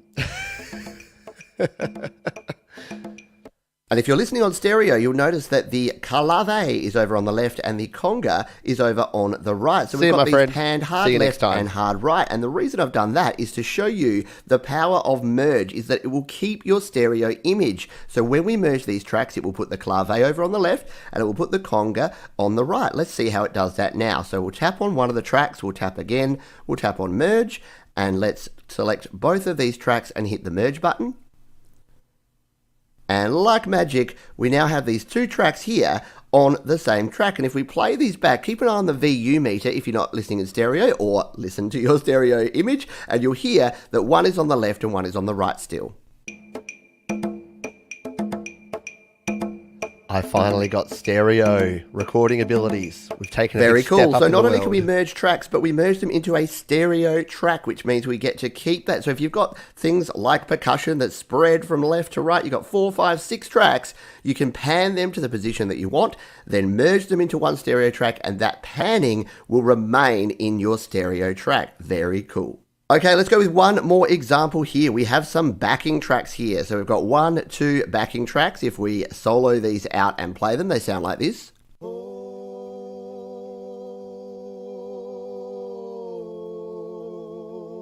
There you go. So there's our 2 backing tracks. Now the first thing you might notice here is the volume of these is a little bit low. So I'm going to show you a cool trick using merge that I have showed before in another separate video. But what we're going to do first is merge this track with itself to normalize the volume. Normalizing just means that the volume is going to become standard. It's going to raise the volume. It doesn't do compression. It doesn't do limiting. It just increases the volume so that this waveform that we currently can't see, we're going to be able to see. Let's do that now. We're going to tap on the icon there, tap on merge, and now instead of selecting any other track, we're just going to leave this track selected and hit merge.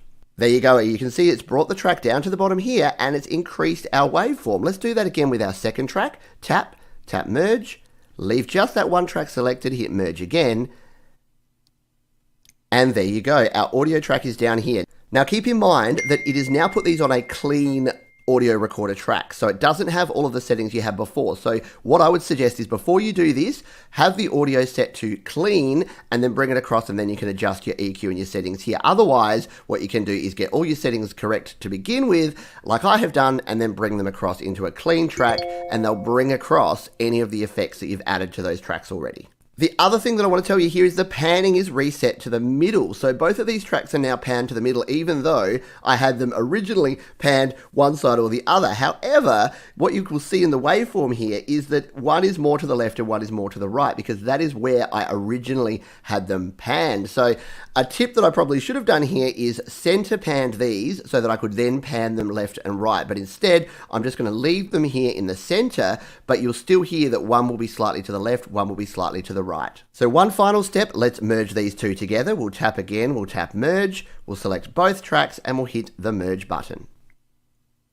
And there we go, there are our vocals. Let's solo and play these back.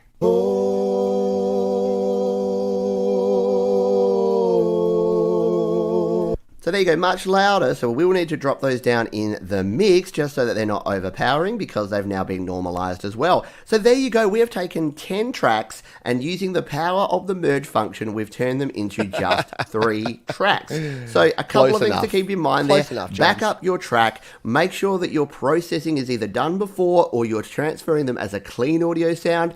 Keep an eye on the panning, whether it's panned left, right, or center, because it will take that panning across into your stereo track. If you want that, great. If you don't, keep them center panned. So I hope you found this useful, a great feature for when you're running out of tracks or you just want to clean up your tracks here in GarageBand iOS. And that's going to do it for another GarageBand Quick Jam. You know that's what I'm going to say. Where was I in that one? I was just in my bedroom.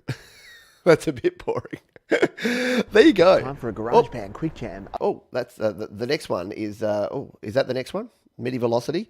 Yeah, next one's about MIDI velocity, which is an interesting one again. And I'll tell you a story. Before you watch the next one, I'll tell you something that was happening around this time. So you would have seen in the last video that I had like my treadmill covered and the walls were bare and stuff. That was because our house was getting painted. Now, what happened is that our house got painted, and I didn't know this beforehand, but I sure as heck knew afterwards. Turns out that I'm fairly badly allergic to the particular paints that were used, because I broke out in the most hideous of all rashes. And it was about as unpleasant as it seems. And it was on my face and neck. And anyway, you will see that in this next video. And again, I love these videos because they're like a time capsule. You'll see in this next one that I kind of look a bit pink in the face. It's not because I've been running anywhere or anything in particular, but I was still recovering. I was coming down from this allergic reaction. So this was in July of 2018. So I'll always know forever that July of 2018 was the time where I was allergic to the paint. So yeah, before you get your house painted, if you've got sensitive skin, do consider that because it may be a thing. And yeah, maybe get some low irritation paint. I didn't even think about it. I didn't think about paint and skin irritation. So I had to go live at my parents' house for like almost a week just to get away from the fumes because they kept making it even worse. Evan says, I listened to John Kell the other day about overproduction. It occurred to me to turn all the effects and plugins. It cut my optimizing performance down. Yeah. Quite often, if you're using too many plugins, not only will it mean that it's something like GarageBand's going to do this bloody optimizing performance all the time, but it may not be the best thing for your track. You may want to actually remove some of those. It may actually sound better. Hello, Jeff Brush, who's dropped on in. Hope you're doing well, my friend. Hello to Istallion. Could you react to my bros song? You could give tips for the beat. I can do. I do a show called Your Music Live that I do every Saturday morning for me. It's Friday afternoon or Friday evening. If you go to studiolivetoday.com/YML, you can submit a song request and then I will consider it and we might be able to give it a spin on a future show. All right, let's go over and jump and have a look at Pink Pete. Struggling a little bit here from his paint-related allergies, and learn about MIDI note velocity in GarageBand iOS and why it kinda sucks. It's time for a GarageBand quick jam about velocity.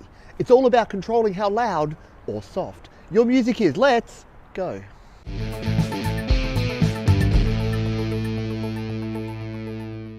So first of all, what is velocity? Well, velocity is basically volume, but more correctly, it is how hard or soft a MIDI note is triggered. So if you picture a piano keyboard, like this piano here, we can go in and for each note that has actually been triggered, we can tap on it and see which velocity. And the higher this velocity is, the louder the note is. The lower the velocity is, the more quiet the note is. And velocity will apply to any of your MIDI or virtual instruments. So anything like the virtual bass or guitar that we have here, your drum kits, and any of your keyboard instruments will all have MIDI note information and therefore have the ability to change velocity. Now to edit the velocity of a single note, we tap on the piece of audio here, we tap on edit, and then we find the notes that we have here, and if we wanted to adjust one particular note, we tap on the note, we tap velocity, and now I can change this velocity from medium to very loud. Now this piano part here has been recorded with the velocity sensitivity set to high, which means that we have control over how hard or soft the keys are being hit, and if we play it back,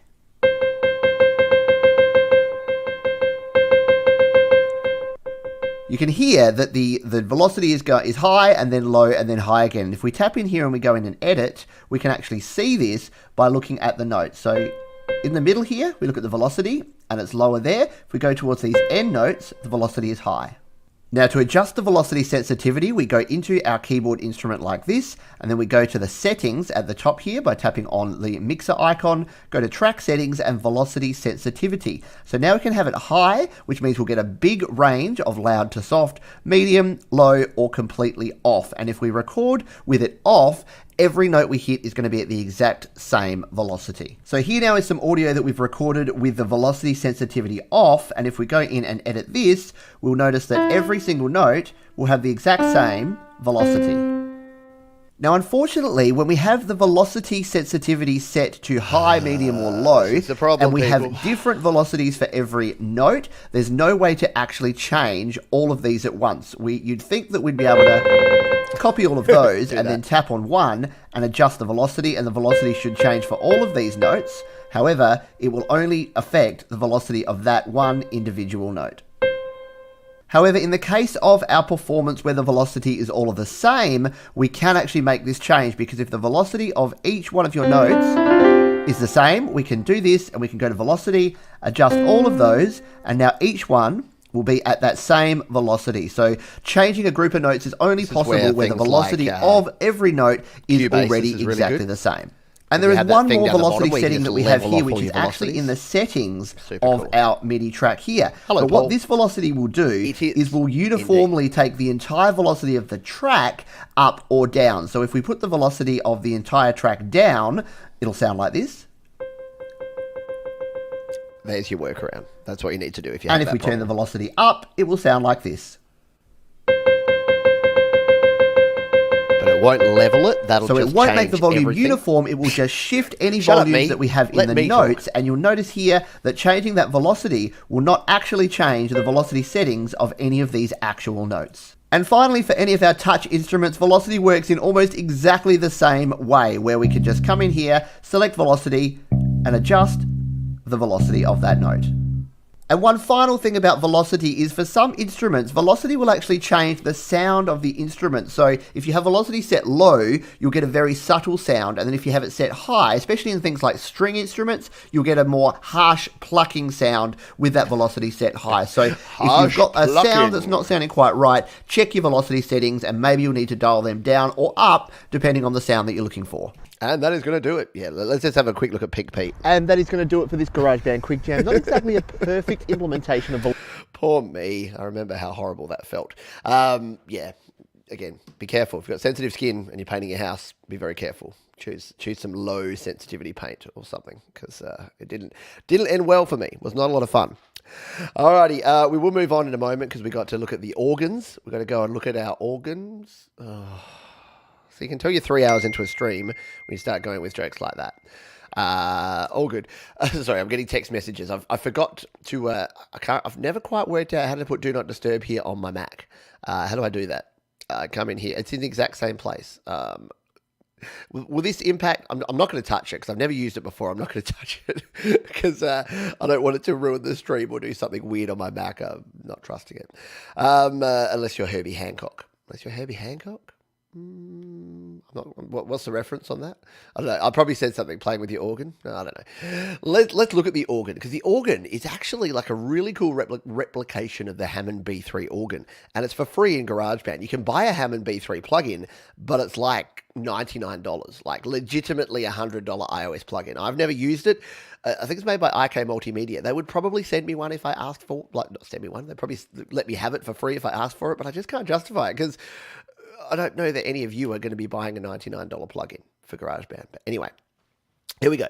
I can't speak for keys. Yeah, there you go. So Gary said I can't speak for keys, and Herbie Hancock can. He can. He's got a really good masterclass, actually. I don't think I actually watched all of it.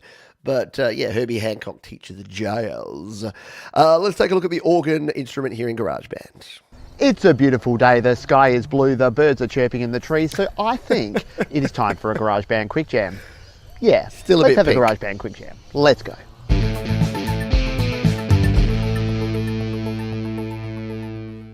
Okay, we're back in GarageBand here. Now to select an organ, we tap on the plus icon here, and in our keyboard we go to More Sounds, and then we're in Keyboards. Now with three types of organs, we have the classic rock, the heavy metal, and the soul organ. They all work in similar ways. We're going to go with the classic rock organ here today. Crazy. Now like all our keyboard sounds, we can play the organ by just tapping on the keys. And if you want to know how to use a keyboard in general, you can check out my Keyboard Quick Jam, which I will link up above and down below. Which we already did 3 hours ago. Let's dive in now to the organ-specific options that we have here in GarageBand. First option you'll see here is our speaker rotation at the top, which can be slow or fast, and we just slide this dial. At slow, it sounds like this. And fast sounds like this. And you can hear that the sound actually changes. It goes from slow to fast over time as we hit those options. And when you record in GarageBand, it will record the rotation settings so that it will actually have those available. However, you can't edit those. So if you're recording your speaker rotation, then make sure you get it right as you are performing, because while you can edit the notes, you can't edit your rotation settings. The other way to control rotation is to actually use our 3D touch. So if we touch lightly, RIP 3D touch. We barely knew. We get a slow rotation. If we touch the screen with more force, it increases to our fast rotation. If we vary the amount of pressure we put on the screen, it's going to go from slow to fast over time. Let's tap on our options in the top right here by tapping on this dial, and now we can adjust our percussion, our chorus, and our distortion. The percussion adds a slight chime attack sound at the start of the note. So with the percussion off, it sounds like this. With our second position percussion, and third. So it just adds a slightly different sound and gives it more attack at the start of our organ sound. The chorus adds a chorus effect and can either be off or on. So I'm actually recording this. And finally our distortion, outdoors, we can turn all the way off for a cleaner sound. And anything up to the highest setting for a distorted sound. And finally, this mixer icon to the right is actually our drawbars setting. Now, we don't have time in this video to go into details about drawbars, but I do recommend Dan Baker's video all about the organ. He goes into the Hammond organ and its settings organ video and talks amazing. in detail about drawbars. But the basics are that our four white options here are our octaves. So if we have just one of these on like this, it's going to sound one note. The next one. The next one, and the final one. So we can get up to 4 octaves. We can then use our subharmonics by adding this one, and this one. And our other sliders here, these other brown ones here, are adding in different thirds and fifths of that original note, so we get this sort of sound now. So you can see how we can use those drawbar settings to create some pretty cool custom sounds here using the organ. And once again, if we record those sounds, it will record our drawbar settings, but there's no way to edit them. So it's important to get these right as you're performing, because you can actually play and adjust those at the same time, and it will keep those settings.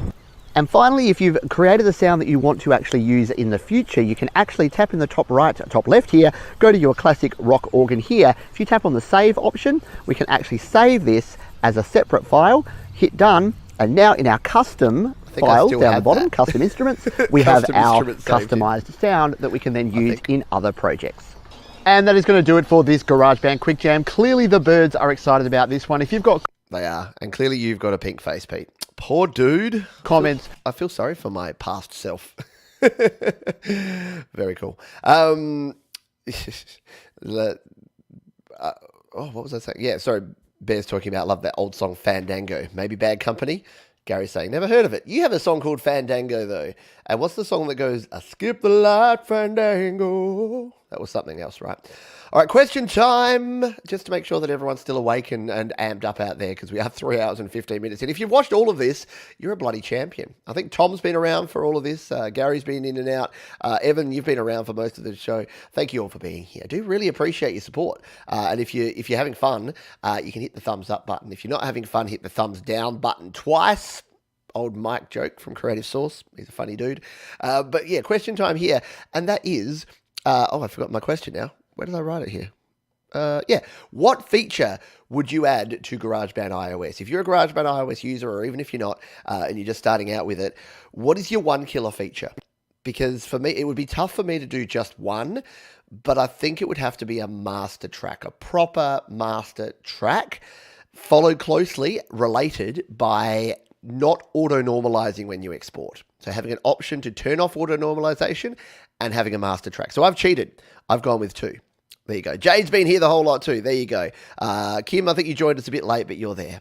Oh, that's the joke, is it? Oh, okay. You can tell that it's been a while. You can tell I've been here a while. The lighter shade of pale, the Fandango. It's all the same stuff. It's all the organ. There you go. The pens that just... See, Tom's been multitasking me, watching the pens play. Yes, auto-normalization, kill switch. Yep. Different time signatures in one song, maybe.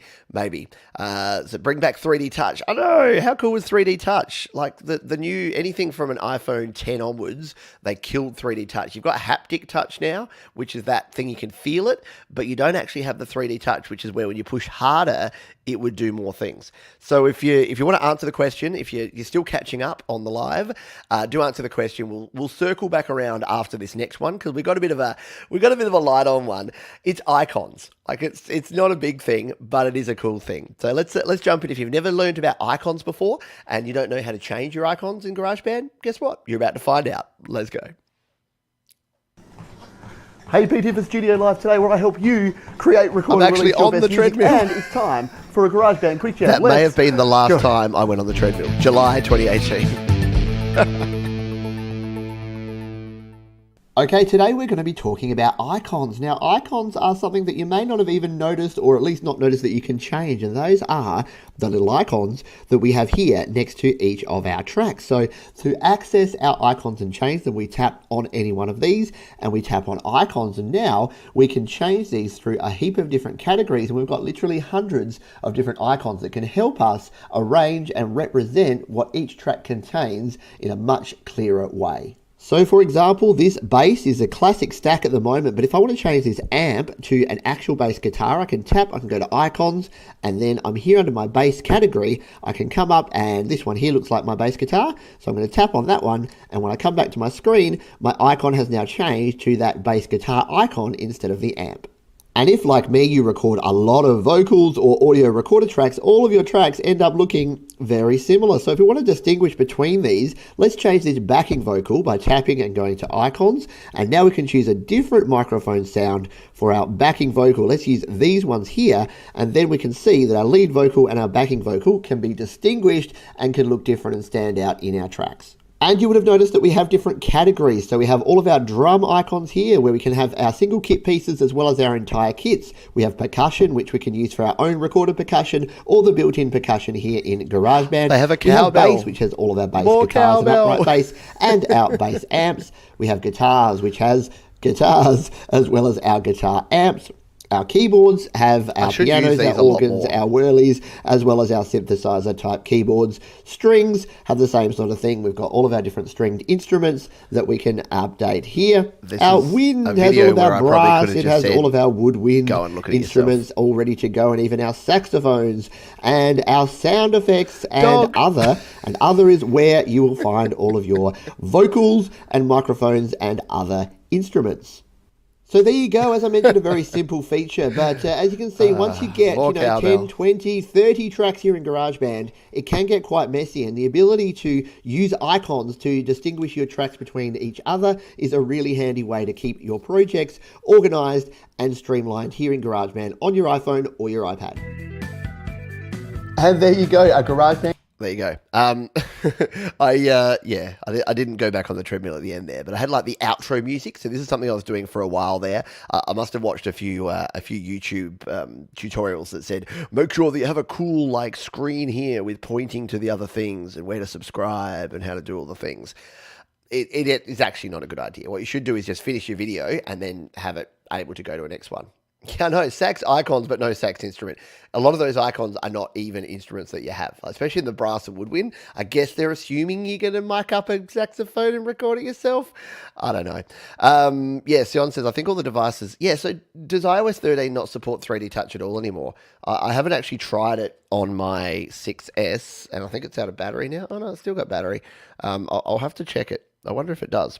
We can, we'll be able to check it by going in here and going to the organ and just seeing if it still has the ability, assuming the touchscreen still works here on this phone. So we'll go here, we'll go more sounds. We will go to the organ that we were looking at before. Pop, pop, pop, pop, keyboards. Where is it? So many keyboards these days, I can never find it. All that keyboard collection crap. Not the soul organ, what do we want? The rock organ. I can't freaking find it. Should it just be in alphabetical order? Isn't it just called the rock organ? LMNOP. I don't know. I don't even really care about this. What about the soul organ? Let's just see if it's going to work. It's going to work. We'll turn the volume up. No, you know what? This is a... Oh, no, it still works. So you can't really see here, but as I hit it, if I push down, so I'm holding it, and if I push harder, so it does seem that old devices that did have 3D Touch do still have 3D Touch. They just, they don't really advertise it anymore, and none of the new devices actually have it. So I think you're right, Sion, that they nerfed some of the features within iOS itself that use 3D Touch, but apps that call on 3D Touch do. There is always Central Sax with its love knob. You heard me. It's actually called a sex knob too, but anyway. There you go. All right, let's continue. Let's continue with the next one. Where are we at? What number? We'll have another break after 40. So we're at number 37 now. 37 is about autoplay. So we have covered autoplay in a lot of these. So I may cut some of these short, only because if we've covered it already, we're getting to the point now where we covered autoplay in a lot of other ones. So we'll play the start of it, but if it's getting to the point where it's going to be repetitive, then we'll do that. Hello, Brad example. I hope you're doing well. You're not interrupting the conversation here, mate, unless you're conversing on Clubhouse as well, in which case you probably are. Maybe I should jump onto Clubhouse while we play this one if folks are talking over there and say hello. That would be super weird. Yeah, learn to play the sax. Exactly.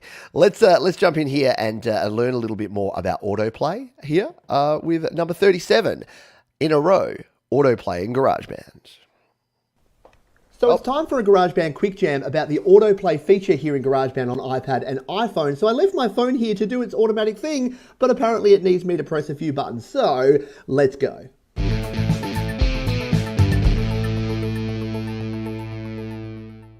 So what is autoplay here in GarageBand iOS on the iPhone and the iPad? Well, many of our touch instruments like this guitar have an option in the top here where we can change between notes and chords. And if we select the chords option, we have a dial here where we can dial in an autoplay setting between 1 and 4. And then when we go back to our main instrument page, we can tap on any of these chords and it will play a riff based on that particular chord. Let's try it now. Yeah. Very cool. Now the instruments which support autoplay, and they all use it in a very similar way, are our strings, our bass, our guitar, and our world instruments. And now our keyboard also supports autoplay, but that has some additional features. So we'll dive in and take a look at all of these now. So let's now use strings as an example here. But as I mentioned, you can use bass, guitar, and our world instruments as well, and they all work the same. They all have a dial in the top right here that when we tap on it, we can go between notes and chords. And if we select chords, we have an option here to dial in an autoplay setting. So let's dial this one around to number 4 now. And when we go back to our main instrument view and we tap with one finger, we can get a sound here in GarageBand.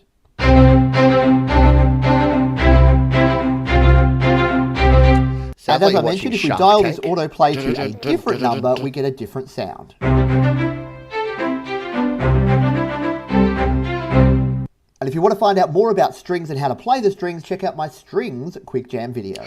Good cross promotion. As well as our 4 different autoplay melodies and rhythms that we have, we can also change up the rhythm and melody by tapping with 2 or 3 fingers. So let's demonstrate that now. We'll tap with one finger.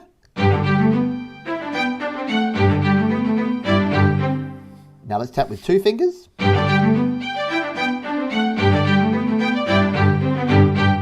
And finally with 3 fingers.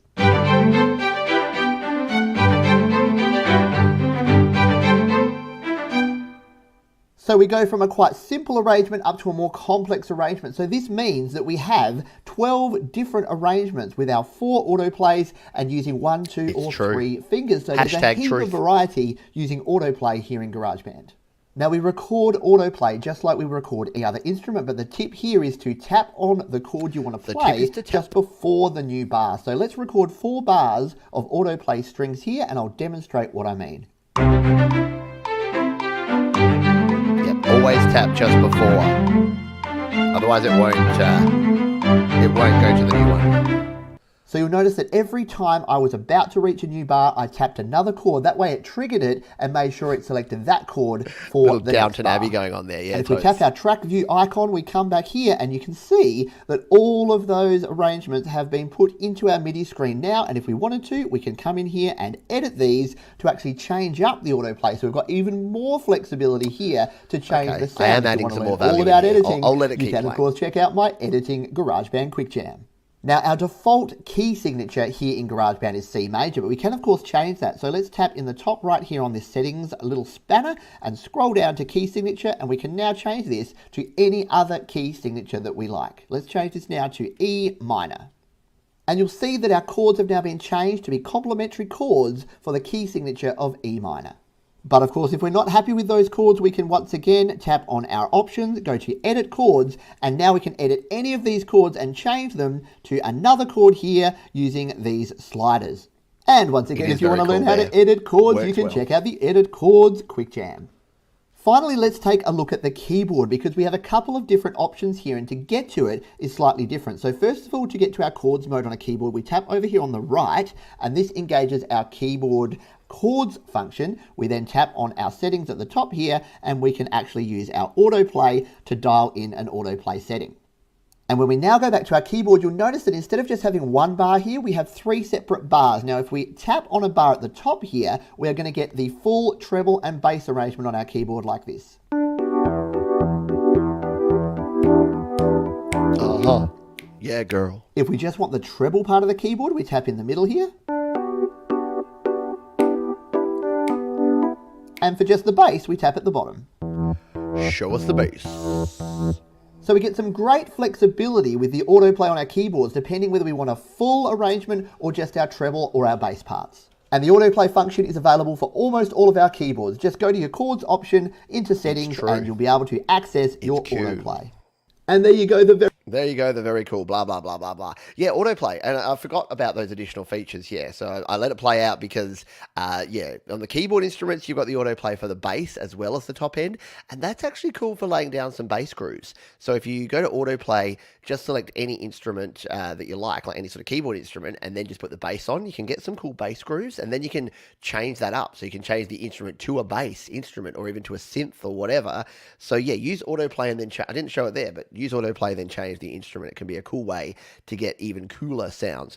I'm just going to reshare my screen here while I'm over here on this screen, and then I'll jump back and we'll get on to our next one, because what we're moving into now is we're going to start looking at individual effects, and this should be a bit of fun, because if you haven't used the built-in effects in GarageBand, they're actually super cool. They've got a lot of cool features, and these are going to be slightly shorter videos because we're going into the details of these. As you see, as we continued on here, I went from doing 2-minute videos all the time to doing 3-minute, 4-minute, 5-minute. It kind of just, yeah, snuck away from us a little bit. So we'll play a couple of these, and then we've got 3 more, 3, and then we'll take another break. So when we're at 40, we'll come back for the final 10, because we're going a long time. I knew we'd be at least 3 hours, probably 4. Looks like it's going to be closer to 4.5, 5 hours here. So thanks for hanging out. And if you're watching on the replay, hello to you. Please drop a comment down below if you are watching the replay of this one, or if you're jumping around, skipping around to the different numbers, then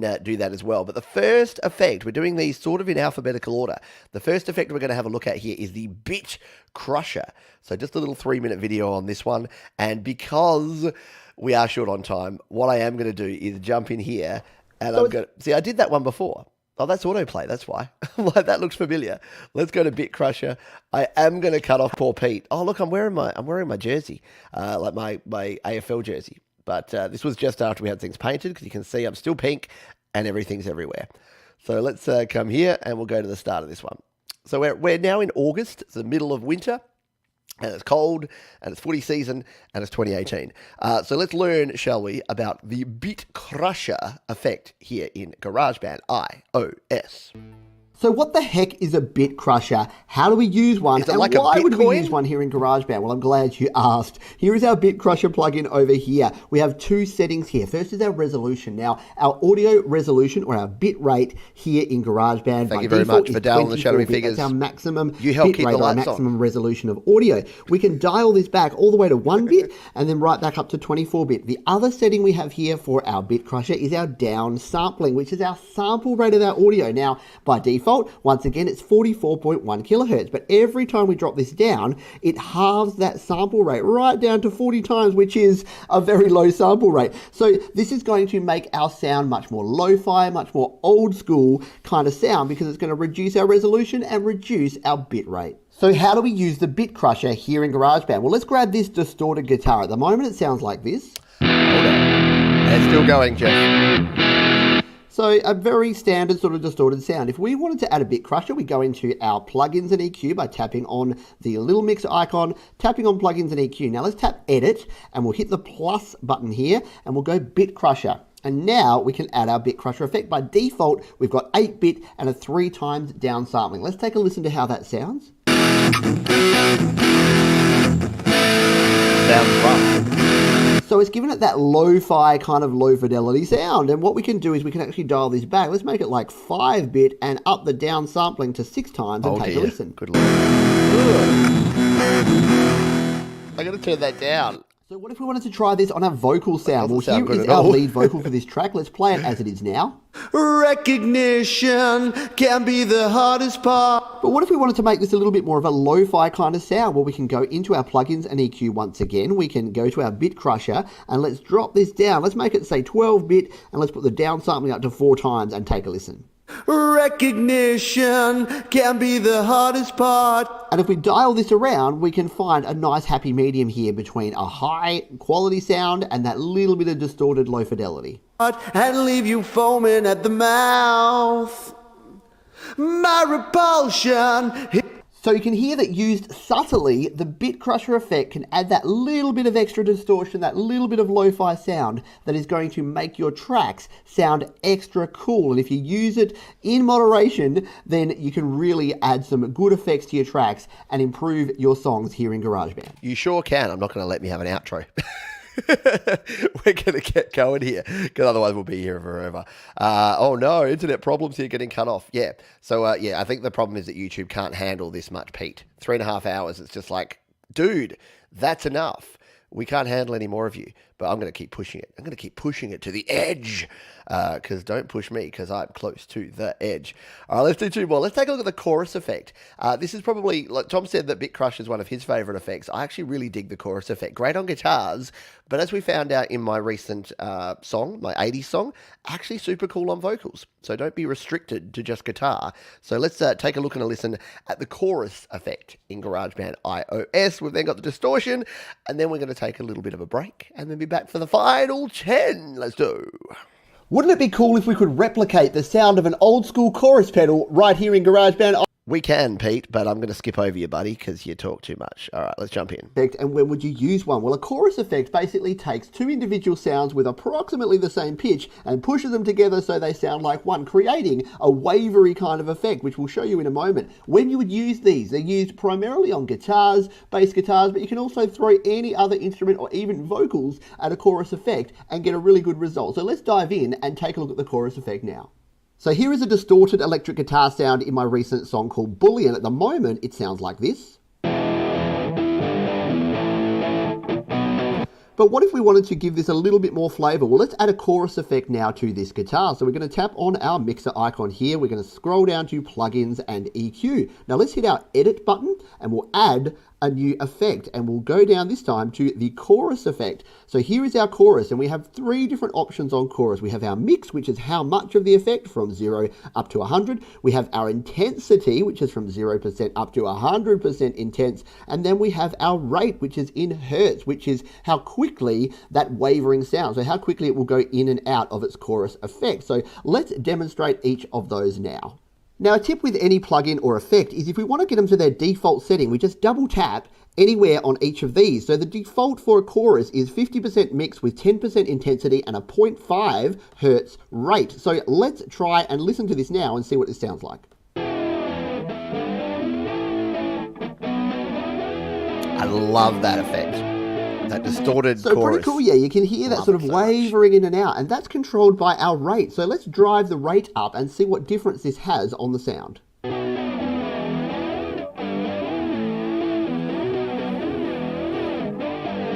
So you can hear that wavering effect will increase the higher we make the rate go up. Now let's dial up our intensity and we'll hear the difference that this makes now.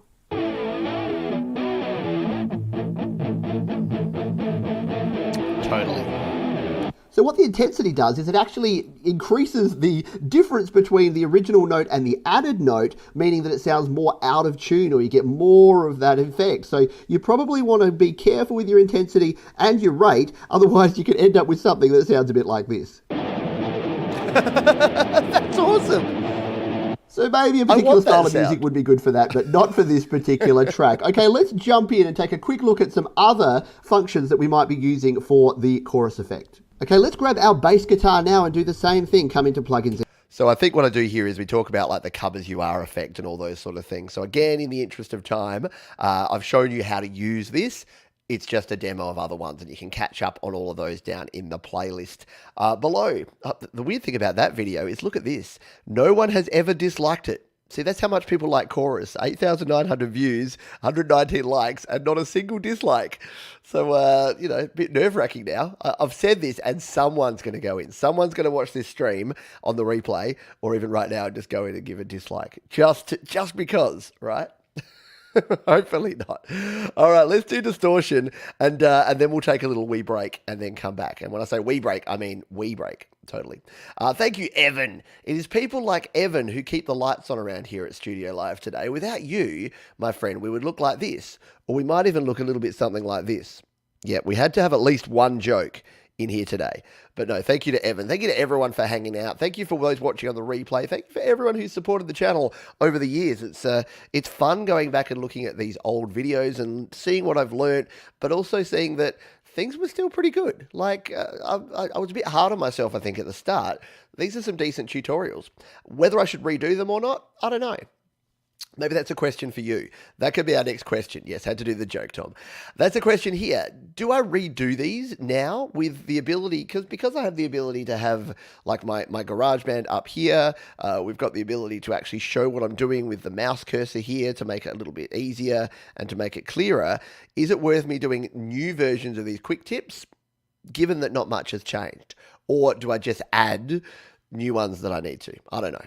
I'm torn at the moment, so let me know what you think. As we play video number 40 here, which is all about distortion. Who doesn't love a bit of distortion every now and then? And then after this one, I'll go back in time. Speaking of back in time, we'll go back in time and play a little bit of the very first live stream that I ever did here on the channel back in 2018, just to see where we've come from and where we are now. Let's look at some distortion.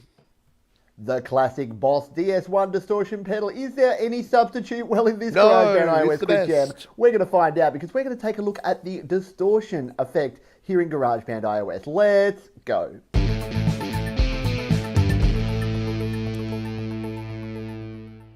Now, what is a distortion effect? Distortion is the act of increasing the volume or gain of a signal until it peaks or clips. And this is called hard clipping in the case of distortion, which means you get a very gritty, crunchy sound, which is great for things like electric guitars and even some vocals. So let's show you how we can use distortion here in GarageBand. And just before we dive in, distortion is very similar to overdrive, and I talk about overdrive in a related video, which is linked up above and down below, and also at the end of this video. So let's dive in and show how we can use the distortion effect here in GarageBand. Here is my clean lead guitar with just a little bit of chorus effect on it. At the moment it sounds like this.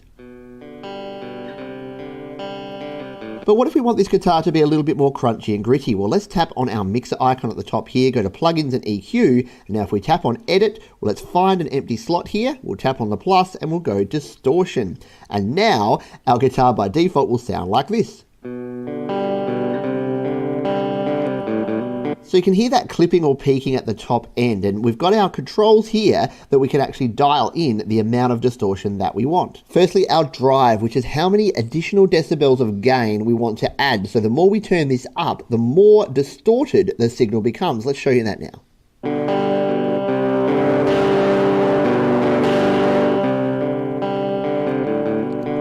So you can see that you can very quickly add too much distortion, which might be good for some extreme metal and other hard rock genres, but for something like this, we want to keep it pretty subtle. Our tone slider will determine at what frequency that distortion kicks in. So let's play that back and demonstrate that now.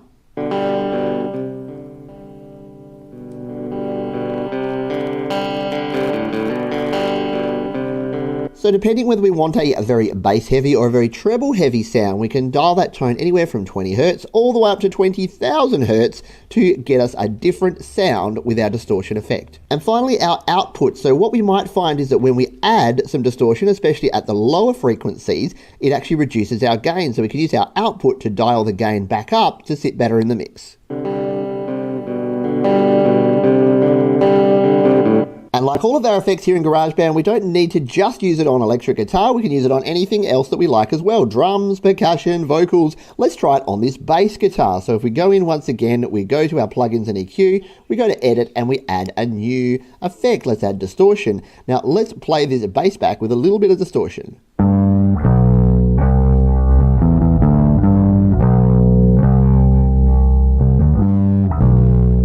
And we can just get that nice driven bass tone that may add something to certain types of music. Very cool. All right, we are going to pause there, and I'm going to come back over here. And it seems that a lot of folks in the chat here on YouTube have said that the YouTube stream is stuttering and suffering and dropping off and doing a few weird things. So it may be that we need to hit the pause button on this one. We are 40 in. It's probably a good time to hit pause. I was going to go to 50. So if you're watching this on the replay, I apologize if you were watching live and things went wrong and it fell over. Yeah, it all looks fine at this end. Everything's going out there. We're still live on Facebook and Twitch and YouTube, and it seems to be working okay for me here. Well, drums, percussion, vocals. But yeah, obviously it's And Twitch and YouTube. yeah. So it's looking fine there. So you'll probably be able to catch up on this part on the end.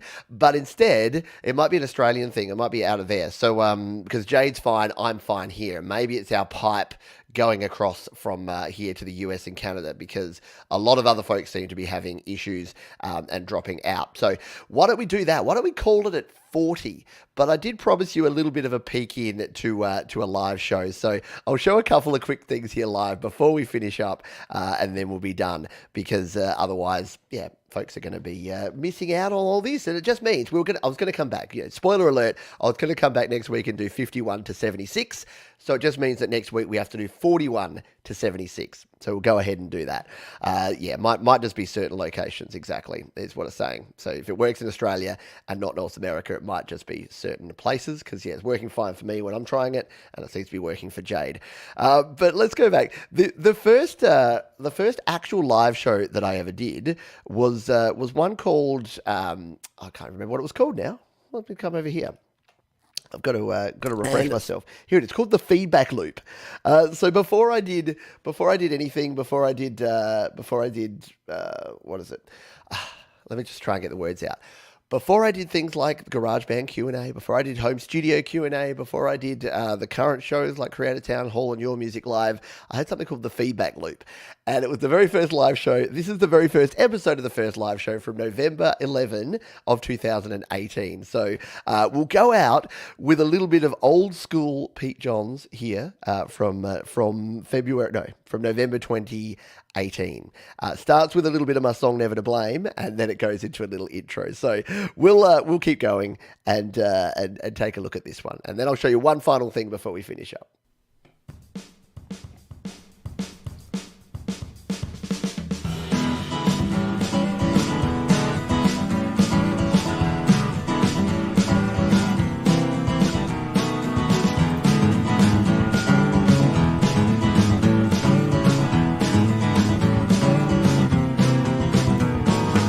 I crossed the road and never even looked one way.